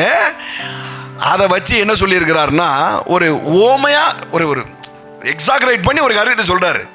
டேய், எனக்காக நீ உயிரை கூட கொடுப்பேன்னு எனக்கு தெரியும்டா அப்படின்னு நம்ம சொல்லுவோம் இல்லையா, அந்த மாதிரி இவர் சொல்லியிருக்கிறாரு. கண்ணை கேட்டா கூட பிடுங்கி கொடுத்துருவேன் நீ அப்படின்னு சொன்ன வசனத்தை வச்சு இவங்க என்ன பண்ணி விட்டாங்க, பவுலுக்கு கண்ணுல ஒரு பிரச்சனை, சீல் வடிஞ்சுக்கிட்டே இருந்திருக்கு, கண்ணு முழுக்க கர்ச்சிப்பை வச்சு தொடச்சிக்கிட்டே இருந்தாரு அப்படின்னு அடிச்சு விட்டாங்க பாருங்க. எப்போ இந்த கண்ணில் பிரச்சனை வந்துச்சு அப்படின்னா, இவர் கிறிஸ்தவர்களுக்கு விரோதமா எல்லாரையும் கொலை பண்ணிக்கிட்டு இருக்கும்போது ஆண்டவர் பார்த்தாரு, கண்ணிலேயே ஒரு போட்டாரு பாருங்க, கண்ணில் பிரச்சனை வந்துருச்சு அப்படின்ட்டாங்க. டேய், இது உலக தோற்றத்துக்கு முன்பதாகவே உண்டான வெளிச்சம். இந்த வெளிச்சம் அடிச்சா கண்ணு குருடாகாது, கண்ணுல பிரச்சனை வராது, இன்னும் கண்ணு சுத்தமா தெரியும், இன்னும் கண்ணு பிரகாசமா தெரியும், இன்னும் கண்ணு வேற லெவல்ல தான் இருக்கும் பாருங்க. ஆமென், ஹல்லேலூயா. முதல்ல சொன்னேன், லைட் திறப்பி இந்த இடத்துல நிறைய பேருக்கு நடந்துகிட்டு இருக்குது இப்போ. ஆமென், ஹல்லேலூயா. லைட் திறப்பி நடந்துகிட்டு இருக்குது.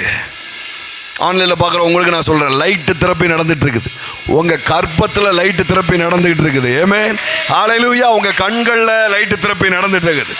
உங்கள் கால்களில், உங்கள் எலும்புகள் எல்லாம் லைட்டு திறப்பி நடந்துட்டு இருக்கு. உங்கள் காதுகளில் லைட்டு திறப்பி நடந்துட்டு இருக்குது. உங்கள் பிடரில், கழுத்தில் லைட்டு திறப்பி இப்போ நடந்துகிட்டு இருக்குது. ஆமென், லைட்டு திறப்பி நடந்துட்டு இருக்குது. உங்க முழங்கால்கள்ல, உங்க மூட்டுல, உங்க பேக் பெயின், உங்க பேக் சைடுல லைட்டு திறப்பி இப்போ நடந்துகிட்டு இருக்குது. இந்த லைட் அடிச்சா அங்க ஹீலிங் நடக்குமே தவிர கண்ணு போக்காகாது பாருங்க. ஆமென், உங்க கண்ணு கபோதி ஆகாதுங்க. உங்க கண்ணு கபோதி ஆகாது. ஓ ராபா ஷாச்சா காம்பாடராதலபா. மோசையின் கண் இருளடையவில்லை என்று இருக்குது. 120 வயசுலையும் கண்ணு ஸ்ட்ராங்கா இருந்ததுன்னு இருக்கு. ஏமே, எங்க ஆச்சு ஒருத்தி இருக்கா, இருந்தா எல்லா பேரப்பிள்ளையும் 100 அடி தூரத்திலே கண்டுபிடிச்சிருவா. அதுவும் நான்லாம் வந்தோம்னா 120 அடியிலே கண்டுபிடிச்சிருவா. ஆனா கிட்ட வந்த உடனே யாரு அப்படின்னு பாருங்க. இதெல்லாம் ஆக்டிங். அவளுக்கு ஒரு வெளிச்சம், அவளுக்கு ஒரு வெளிச்சம். சாகிற வரைக்கும் கண்ணு கெட்டு போல பாருங்க. ஏமே, அவளுக்கு தேவனை குறிச்ச வெளிச்சம் இல்லை, ஏன் கண்ணு கெட்டு போகாதுன்னு ஒரு வெளிச்சம் இருந்திருக்கு, அவ்வளவுதான். ஏமே பாருங்களேன், உலகத்தில் இருக்கிற நம்பிக்கையே இவ்வளவு வெளிச்சத்தை தருதுன்னா, இவர் அடிக்கிற வெளிச்சத்துக்கு எப்படி, இவர் அடிச்ச வெளிச்சத்துக்கு முன்பதா. ஏமே, ஹல்லேலூயா, ஹல்லேலூயா. இதுக்கு இன்னொரு வசனத்தையும் எடுத்து சொல்லுவாங்க பாருங்களேன். கலாத்தியர் 6:11 எடுங்களேன், ரொம்ப வேடிக்கையா இருக்கும். இதெல்லாமாடா எடுத்து சொல்லிக்கிட்டு இருக்கீங்க அப்படின்ட்டு. கலாத்தியர் 6:11. அவரு ஒவ்வொரு ஊருக்கும் நிறைய லெட்டர் போடுறாரு இல்லையா? இந்த பைபிள் தெரியும்ல உங்களுக்கு எல்லாம் லெட்டரு. பவுல் எழுதின கடிதங்கள், ஒவ்வொரு ஊருக்கும் அவர் எழுதின, தீமோத்தேயுக்கு எழுதினது, கலாத்தியருக்கு எழுதினது, எபேசியருக்கு எழுதினது, இதெல்லாம் என்னது லெட்டர்ஸ் பாருங்க. நிறைய லெட்டர்ஸ் ஜெயிலில் இருந்து எழுதி கொடுத்து விட்டுருக்கிறாரு. இப்படி லெட்டர் எழுதும் போது அவர் ஒரு வார்த்தையை சொல்லிவிட்டாரு. என்ன சொல்லிவிட்டாரு? 6:11 பாருங்க. நான் என் கையெழுத்தாய் எவ்வளவு எழுதினேன் என்று பாருங்கள். இங்கிலீஷ்ல பாத்தீங்கன்னா லார்ஜ் லெட்டர்ஸ் அப்படின்னு சொல்லி வந்திருக்குது. இதை வச்சுட்டு என்ன தெரியுமா சொல்லிட்டாங்க, அவர் கண்ணு சரியா தெரியாததுனால பெரிய பெரிய எழுத்தா எழுதி உங்களுக்கு கொடுத்தாரு அப்படின்னு. ஷப்பா, முடியலடா. அன்னைக்கு இது நடக்கலன்னா இன்னைக்கு நான் இப்படி பேசியிருக்கவே முடியாது. கண்ணு தெரியாததுனால பெருசு பெருசா எழுதிட்டாரு. டே, இது ஃபாண்ட் கிடையாது, இது லார்ஜ் லெட்டரு. நிறைய அடிஷனல் சீட் வாங்கி எழுதி கொடுத்துருக்கிறாருங்க. லார்ஜ் லெட்டர்னா என்ன, சொல்ல வேண்டியது நிறைய இருக்கு, அதனால உட்காந்து எழுதி கையில கொடுத்துருக்கிறாரு பாருங்க. அதை சொல்லி இருக்கிறாரு, எவ்வளவு எழுதி கொடுத்தேன் அப்படின்னு இருக்கிறாரு. இதை இவனுக்கு எப்படி வாசிட்டானுங்க, எவ்வளவு பெருசா எழுதி கொடுத்தேன்னு வாசிருக்காங்க. இது ஃபாண்ட் கிடையாது பாருங்க. அந்த வயதுலையும் அவர் அவ்வளவு எழுத்துக்களை எழுதி கொடுத்துருக்காரு. நான் சொல்றேன், வயசாயிட்டுன்னு உட்காராதீங்க. உங்க கரங்களினால கர்த்தருக்கு புத்தகங்கள் எழுதப்படும் இயேசுவின் நாமத்தினால. ஆமென், ஹல்லேலூயா. இந்த வெளிச்சம் அடிக்கட்டும், இந்த வெளிச்சம் அடிக்கட்டும், இந்த வெளிச்சம் அடிக்கட்டும். ரியலா நான் சொல்றேன், நிறைய பேர் புத்தகங்களை வெளியிட போறீங்க. ஆமென். கர்த்தர் நல்லவர் என்கிற அடிப்படையில் புத்தகங்கள் வெளியில வரப்போகுது. கர்த்தர் ஆசீர்வதிக்கிறவர் என்கிற அடிப்படையில் புத்தகங்கள் வெளியில வர போகுது. ஆரோக்கியம் ரிலேட்டடான புத்தகங்கள் வெளியில வரப்போகுது. செழிப்பு சம்பந்தமான புத்தகங்கள் வெளியில வரப்போகுது. ஆமென். ஹல்லேலூயா, ஹல்லேலூயா, ஹல்லேலூயா. ரபா ஷதகம் படரதலபா. ஆமென். அப்படி என்றால் எது கர்த்தருடைய இருதயம்? கர்த்தருடைய இருதயத்தை காட்ட போறேன். எத்தனை பேருக்கு ஆசையா இருக்குது? அப்ப இவர் எதை முள்ளு அப்படின்னு சொல்றாரு? இப்ப பாருங்க, பைபிள்ல முள் அப்படின்னு சொல்லப்பட்ட 2 இடத்தை காட்டுறேன். அப்பவே உங்களுக்கு எது முள் அப்படின்னு சொல்லி தெரிஞ்சிடும். சரியா? யோசுவா 23:12 பாருங்களேன். நீங்கள் பின்வாங்கி போய் உங்களுக்குள்ளே மீதியா இருக்கிற இந்த ஜாதிகளை சேர்ந்து அவர்களோட சம்பந்தம் கலந்து நீங்கள் அவர்களிடத்திலும் அவர்கள் உங்களிடத்திலும் உறவாடினால் உங்கள் தேவனாகிய கர்த்தர் இனி இந்த ஜாதிகளை உங்கள் முன்பாக துரத்தி விட மாட்டார் என்றும் உங்கள் தேவனாகிய கர்த்தர் உங்களுக்கு கொடுத்த இந்த நல்ல தேசத்திலிருந்து அழிந்து போகும் மட்டும் இவர்கள் உங்களுக்கு கண்ணியாயும் வளையாயும் உங்கள் விழாக்களுக்கு சவுக்காகவும் உங்கள் கண்களுக்கு முள்ளுகளாகவும் இருப்பார்கள் என்று நிச்சயமாக அறியுங்கள். கல்யாணத்தை பத்தி பேசியிருக்கிறார், மேரேஜை பத்தி பேசியிருக்கிறார். மேரேஜில் முள் இருக்குமா? பக்கத்தில் உள்ளவங்களை கேட்டா தெரியும். என்ன சொல்லியிருக்கிறாரு? இது நீ புறஜாதியோட என்ன பண்ணாத, அந்த ஊர், அதாவது புறஜாதி மீன்ஸ் என்ன, அந்த ஏரியாவில் அவங்க இருக்கிற அந்த ஆட்களோடு நீ என்ன பண்ணாத, சேராத. அப்படி சேர்ந்தா என்ன பண்ணிடும்? அது உனக்கு முள்ளா இருக்கும், கண்ணியா இருக்கும். அதை இது என்ன சொல்றாரு? எக்ஸ்டர்னலா வருகிற பிரச்சனைகள். இங்கேயும் என்ன சொல்லுது? எக்ஸ்டர்னலா வருகிற பிரச்சனைகள். சுவிசேஷத்தை நிமித்தமாய் அழைப்பை நோக்கி நீ பயணித்துட்டு இருக்கும் போது இடையில வருகிற டிஸ்ட்ராக்ஷனை தான் முள்ளுன்னு சொல்லுதே தவிர இது நோயை மேன்மை பாராட்டி முள் என்று சொல்லவில்லை. புரியுதா உங்களுக்கு? வேற ராஜ்யம், வேற மக்கள், இதுதான் முள்ளு அப்படின்னு சொல்லுதே தவிர இது சரீர பலவீனத்தை, சரீரத்தில் உள்ள நோயை முள்ளுன்னு சொல்லி அதை அட்ஜஸ்ட் பண்ணிக்கோ அப்படின்னு சொல்லி ஆண்டவர் சொன்னதா சொல்லல. பாருங்க, இன்னொரு வசனத்தையும் காட்டுறேன். எசேக்கியேல் தீர்க்க தரிசன புத்தகம் 28:24. எசேக்கியேல் சம்திங், ஐ ஃபீல் சம்திங். உங்கள் குடும்பத்தில் அங்கங்கே சின்ன சின்னதா இந்த கொத்தமல்லி விதை இருக்கு இல்லையா? கொத்தமல்லி விதை, நீங்கள் இந்த எக்ஸ்பெரிமெண்ட் யார் பண்ணி பார்த்தாங்கன்னு எனக்கு தெரியல. இந்த கொத்தமல்லியை வந்து சும்மா தண்ணியில் தூவி விட்டு வச்சுருந்தா சின்ன சின்னதாக வேர் விடும். சின்ன சின்னதாக வேர் விட்டு டப்ப டப்ப டப்பன்னு வளரும் பாருங்க. சில நோயுடைய வேர்கள் அப்படி சின்ன வேர்கள் கூட இல்லாதபடி இன்னைக்கு வேரோட அவைகள்லாம் பிடுங்கப்படுது. ஆமென். வேரோட பிடுங்கப்படுது, வேரோட வேரோட வேரோட பிடுங்கப்படுது. உலகத்துக்கு ஒத்த வேஷம் தரிக்காதிருங்கள் அப்படின்னு இருக்கிறார் ஆண்டவர். உடனே என்ன பண்ணிடுறது? தீபாவளி அன்னைக்கு நீ வேசி சட்டை கட்டாத, பொங்கல் அன்னைக்கு நீ கரும்பு திங்காத, வெடி போடாத, இப்படிலாம் சொல்லிட்டாங்க பாருங்க. அதை சொல்லலைங்க. உலகம் என்ன சொல்லுது? 40 வயசுக்கு மேலே இதெல்லாம் வருங்க, அப்படியே ஒத்து இருந்துக்கோ. இந்த ஃபீல்டில் இருந்தன்னா உனக்கு வந்து சொட்டை விழுங்க, இந்த ஃபீல்டில் இருந்தால் இதெல்லாம் நடக்குங்க, அலைஞ்சிக்கிட்டே இருக்கல்ல, அப்போ கால் கொஞ்ச நாள் கழிச்சு பிரச்சனை வரும், இப்படியெல்லாம் சொல்லுது பாருங்களேன். இதைத்தான் இந்த உலகத்துக்கு ஒத்த வேஷம் தரிக்காது இரு அப்படின்னு ஆண்டவர் சொல்றாரு. அவனுக்கு அப்படி இருக்குதுடா. நான் இங்க 400 வருஷமா ஒரு ஜனத்தை விடுதலையாக்கி கூட்டு வந்தேனே, 40 வருஷமா நான் நடத்தியிருக்கேன், அது கால் வீங்கவும் இல்லை, கால் பலவீனப்படவும் இல்லை அப்படின்னு இருக்குது. அதை நீ பாரு அப்படின்னு தான் சொல்லுது. ஆமென். அதை பார்க்க சொல்லுது. இதுதான் உலகத்துக்கு ஒத்த வேஷம் தரிக்காதீங்க. சரி வாங்க, எசேக்கியேல் 28:24. இஸ்ரவேல் வம்சத்தாரை இகழ்ந்த அவர்களுடைய சுற்றுப்புறத்தாராகிய அனைவரும் இனி தைக்கிற முள்ளும் நோவு உண்டாகிற நெரிஞ்சலும் அவர்களுக்கு இராது.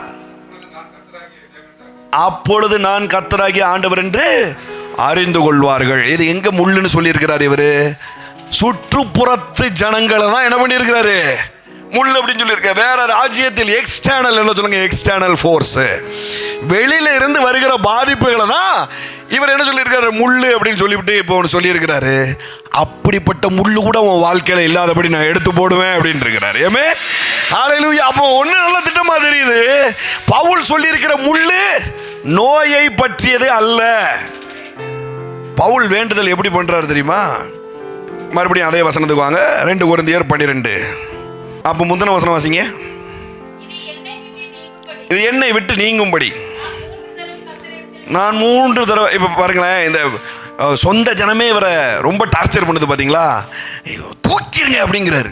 யாரு? பவுல். என்ன சொல்றாரு? தூக்கிருங்க, எனக்கு வேண்டாம், இந்த ஜனத்துக்கு மேலெல்லாம் என்னால் சுவிசேஷத்தை சொல்லிக்கிட்டு இருக்க முடியாது, தயவு செய்து இதெல்லாம் தூக்கிருங்க அப்படிங்கிறாரு. அப்போ ஆண்டவர் அதுக்கு ஒரு பதில் சொல்றாரு. என்ன சொல்றாரு? வாசிங்க அடுத்த வசனம். அதற்கு அவர், என் கிருபை உனக்கு போதும். ஆமென், ஹல்லேலூயா. 3 தடவை பிரேயர் பண்ணி இருக்கிறாரு. ஆண்டவர் ஆன்சர் சொல்றாரு, என் கிருபை உனக்கு போதும். என்ன சொல்றாரு? பவுலே நீ பயப்படாத, நீ சிறைச்சாலைக்குள்ள போனா அது அதிரும்படியான ஒரு மேலான கிருபை உனக்கு நான் தருவேன். ஆமென். நீ தப்பிக்கவே முடியாதபடி உன்னை லாக் பண்ணிட்டாங்கன்னா கூடை வடிவில், பல கூடை வடிவில் என் கிருபை உனக்கு வரும். ஆமென், ஹல்லேலூயா. உன்னை சாவடி அடிச்சாங்கல்ல, நான் சொல்றேன், உயிர்த்தெழுதல் என்கிற வடிவில் என்னுடைய கிருபை உன் வாழ்க்கையில வரும். என் கிருபை உனக்கு போதும். என் கிருபை. ஆனா இங்க சொல்லப்பட்டது எப்படி சொல்லியிருக்காங்கன்னா, ஆண்டவர் 3 தடவை பிரேயர் பண்ணும் பொழுது, இந்த நோய் உனக்கு சரிதான், நீ வச்சுக்கோ, என் கிருபையை வச்சு ஏதோ பொழைச்சிக்கோ அப்படின்னு சொல்லிட்டாங்கன்ட்டு. அப்படி சொல்லலை. நீ சிறைப்படும் பொழுது என் கிருபை உனக்கு போதும். உன்னை அந்த சிறைச்சாலையில் இருந்து விடுதலையாக்க என் கிருபை உனக்கு போதும். ஆமென். மறுபடியும் சொல்றேன், பவுலே உன்னை கல்லால் அடிச்சா, நான் பவுல் சொல்றது உங்களை பார்த்து நான் சொல்றதா நீங்க நினைச்சுக்கோங்க. பவுலே உன்னை கல்லால் அடிச்சா ஒன்றும் கவலைப்படாத, அதிக கிருபை உனக்கு வரும், உன்னை ஹீல் பண்ணும்படியாகவே வரும். ஆமென், ஹல்லேலூயா.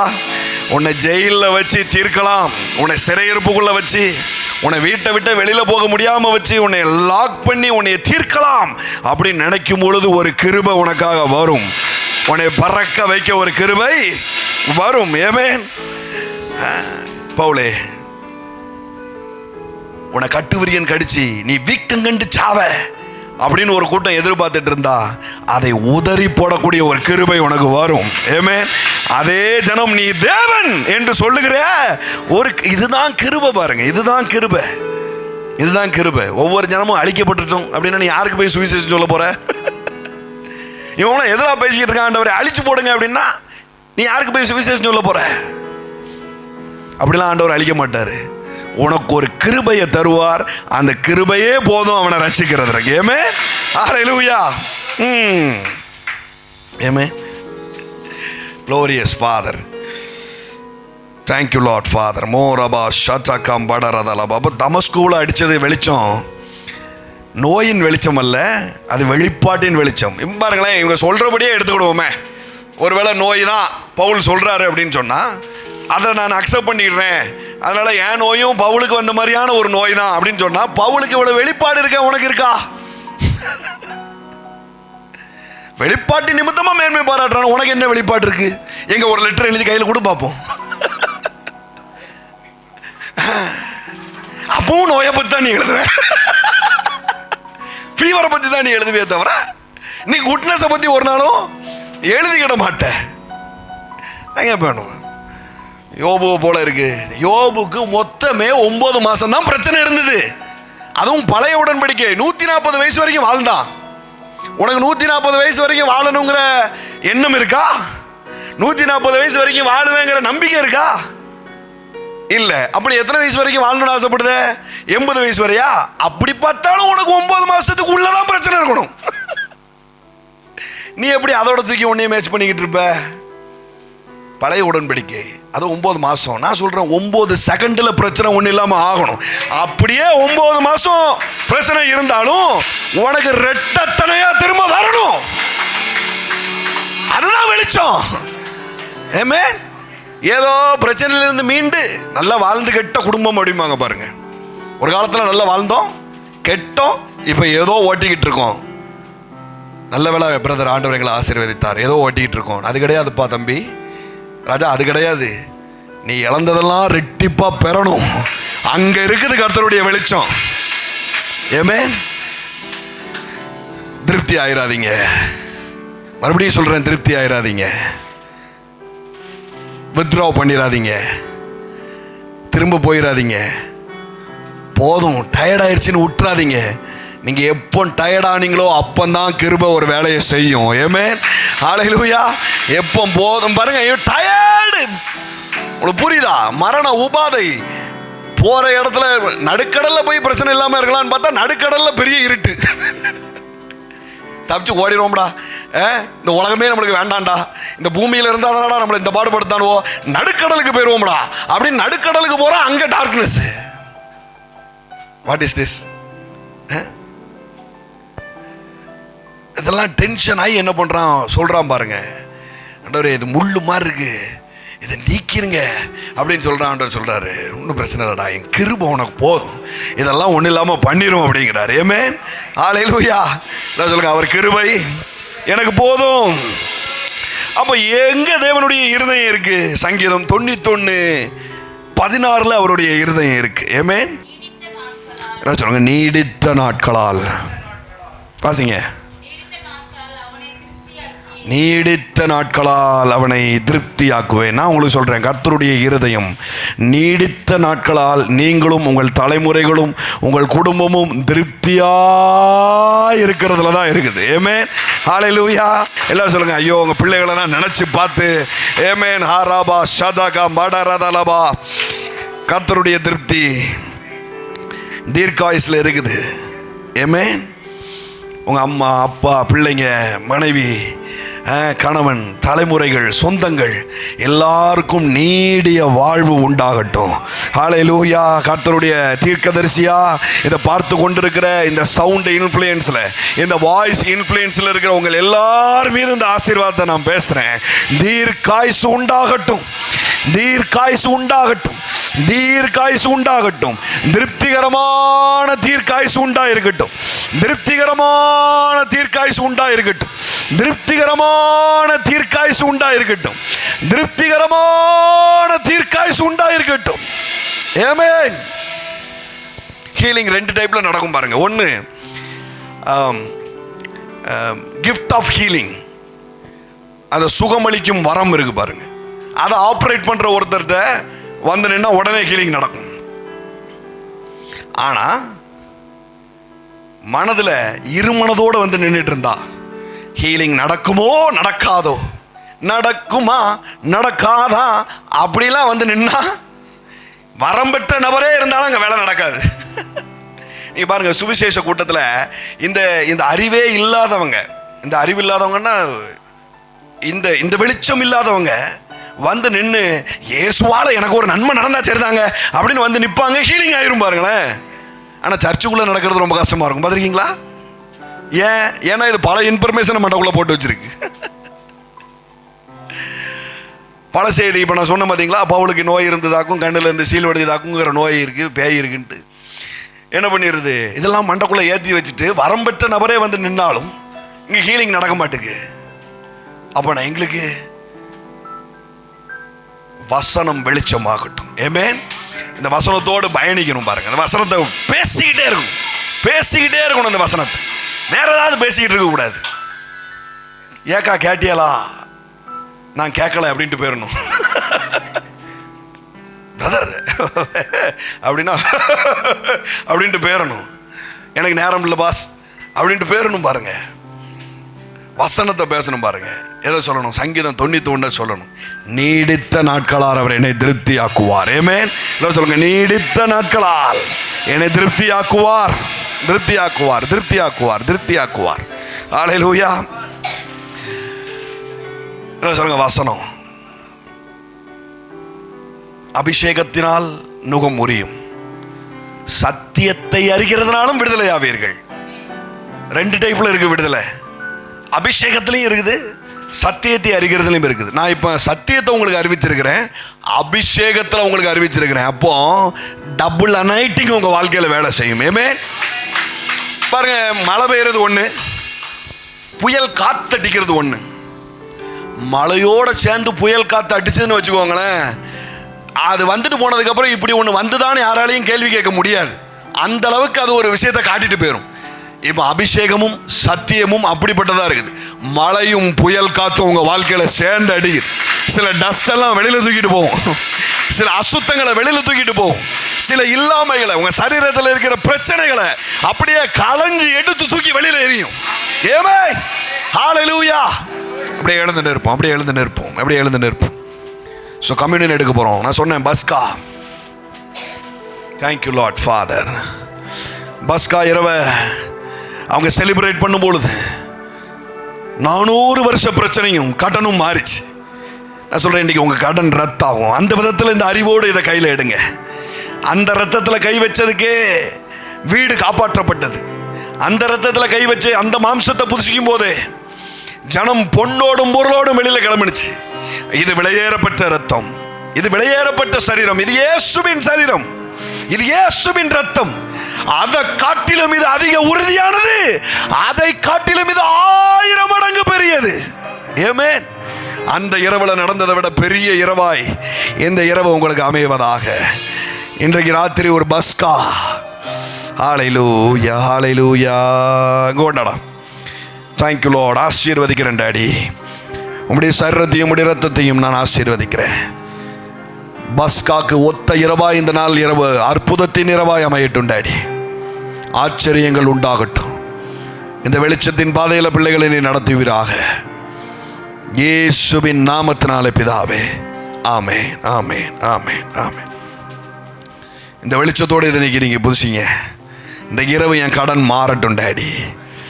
இந்த இரவு நான் பொன்னோடும் பொருளோடும் வெள்ளியோடும் நான் கிளம்பட்டும், வஸ்திரங்களோடும் நான் கிளம்பட்டும்.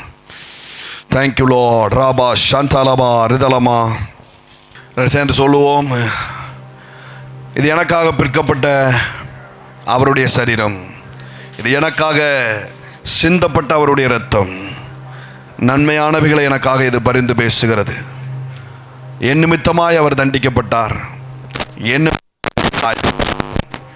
என் நிமித்தமாய் நோய்களை ஏற்று சுமந்து தீர்த்தார். அதை நான் விசுவாசிக்கிறேன். ரோமர் 8 சொல்லியிருக்கிறபடி என் நோய்கள் எல்லாம் குணப்படுத்தப்பட்டிருக்கிறது. ஏசாயா 53 சொல்லியிருக்கிறபடி நோய்கள் எல்லாம் குணமாயிருக்கிறது. அவருடைய தழும்புகளால் நான் குணமாயிருக்கிறேன். என் வியாதிகளை எல்லாம் அவர் சிலுவையிலே ஏற்று சுமந்து தீர்த்து விட்டார். இனி என் வாழ்க்கையில், என் குடும்பத்தில் நான் வியாதிப்படுவதற்கான வாய்ப்பே இல்லை. அந்த வேரெல்லாம் பட்டு போயிருக்கிறது. இந்த வெளிச்சத்தில் நான் பயணிக்க போகிறேன். இந்த இரவு பஸ்காவின் இரவாய் பாஸ் ஓவர் நடக்கிறபடி நான் நன்றி சொல்லுகிறேன். சங்காரங்கள் என் குடும்பத்திலிருந்து விலகுகிறபடி நான் நன்றி சொல்லுகிறேன். தரித்திரங்கள் என் குடும்பத்திலிருந்து விலகுகிறபடி நான் நன்றி சொல்லுகிறேன். நோய்களும் சாபங்களும் பேய்களும் என் குடும்பத்திலிருந்து விலகுகிறபடி நான் நன்றி சொல்லுகிறேன். சமாதான குறைச்சலை உண்டு பண்ணுகிற காரியங்கள் என் வாழ்க்கையிலிருந்து வெளியேறுகிறபடி நான் நன்றி சொல்லுகிறேன். தெய்வீக சமாதானத்தை நான் டிக்ளேர் பண்ணுறேன். ஆசீர்வதித்து நாங்கள் புசிக்கிறோம் daddy. Amen. Thank you Lord. So கொடுக்குற நேரம் உங்கள் விதைகளை கையில் எடுத்துக்கோங்க. ஆன்லைனில் பார்க்குற நீங்கள் உங்களுடைய விதைகளை கையில் எடுத்து வச்சுக்கோங்க. அந்த ஸ்க்ரோலிங்கில் வர நம்பரில் நீங்கள் விதைங்க. டைத் அண்ட் ஆஃபரிங் பாருங்கள். மெல்கிசேதேக்கின் முறைமையின்படி ஒரு ஸ்டாண்டர்டான லைஃப் வாழணும்னு நினைக்கிறேன். ஆபிரகாம் தான் விதைக்கிறான். வேண்டாம், எனக்கு அப்படிப்பட்ட ஸ்டாண்டர்ட் லைஃப் வேண்டாம் அப்படின்னா நீங்கள் விதைக்கவே வேண்டாம்.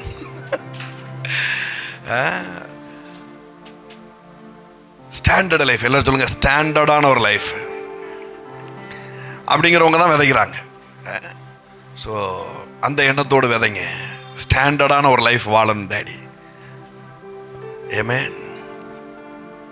மிகுவேல் இஸ்ரவேல் என் நம்பிக்கையானவரே, நம்பிடும் யாவருக்கும் நீர் அரணாய் நிற்பவரே.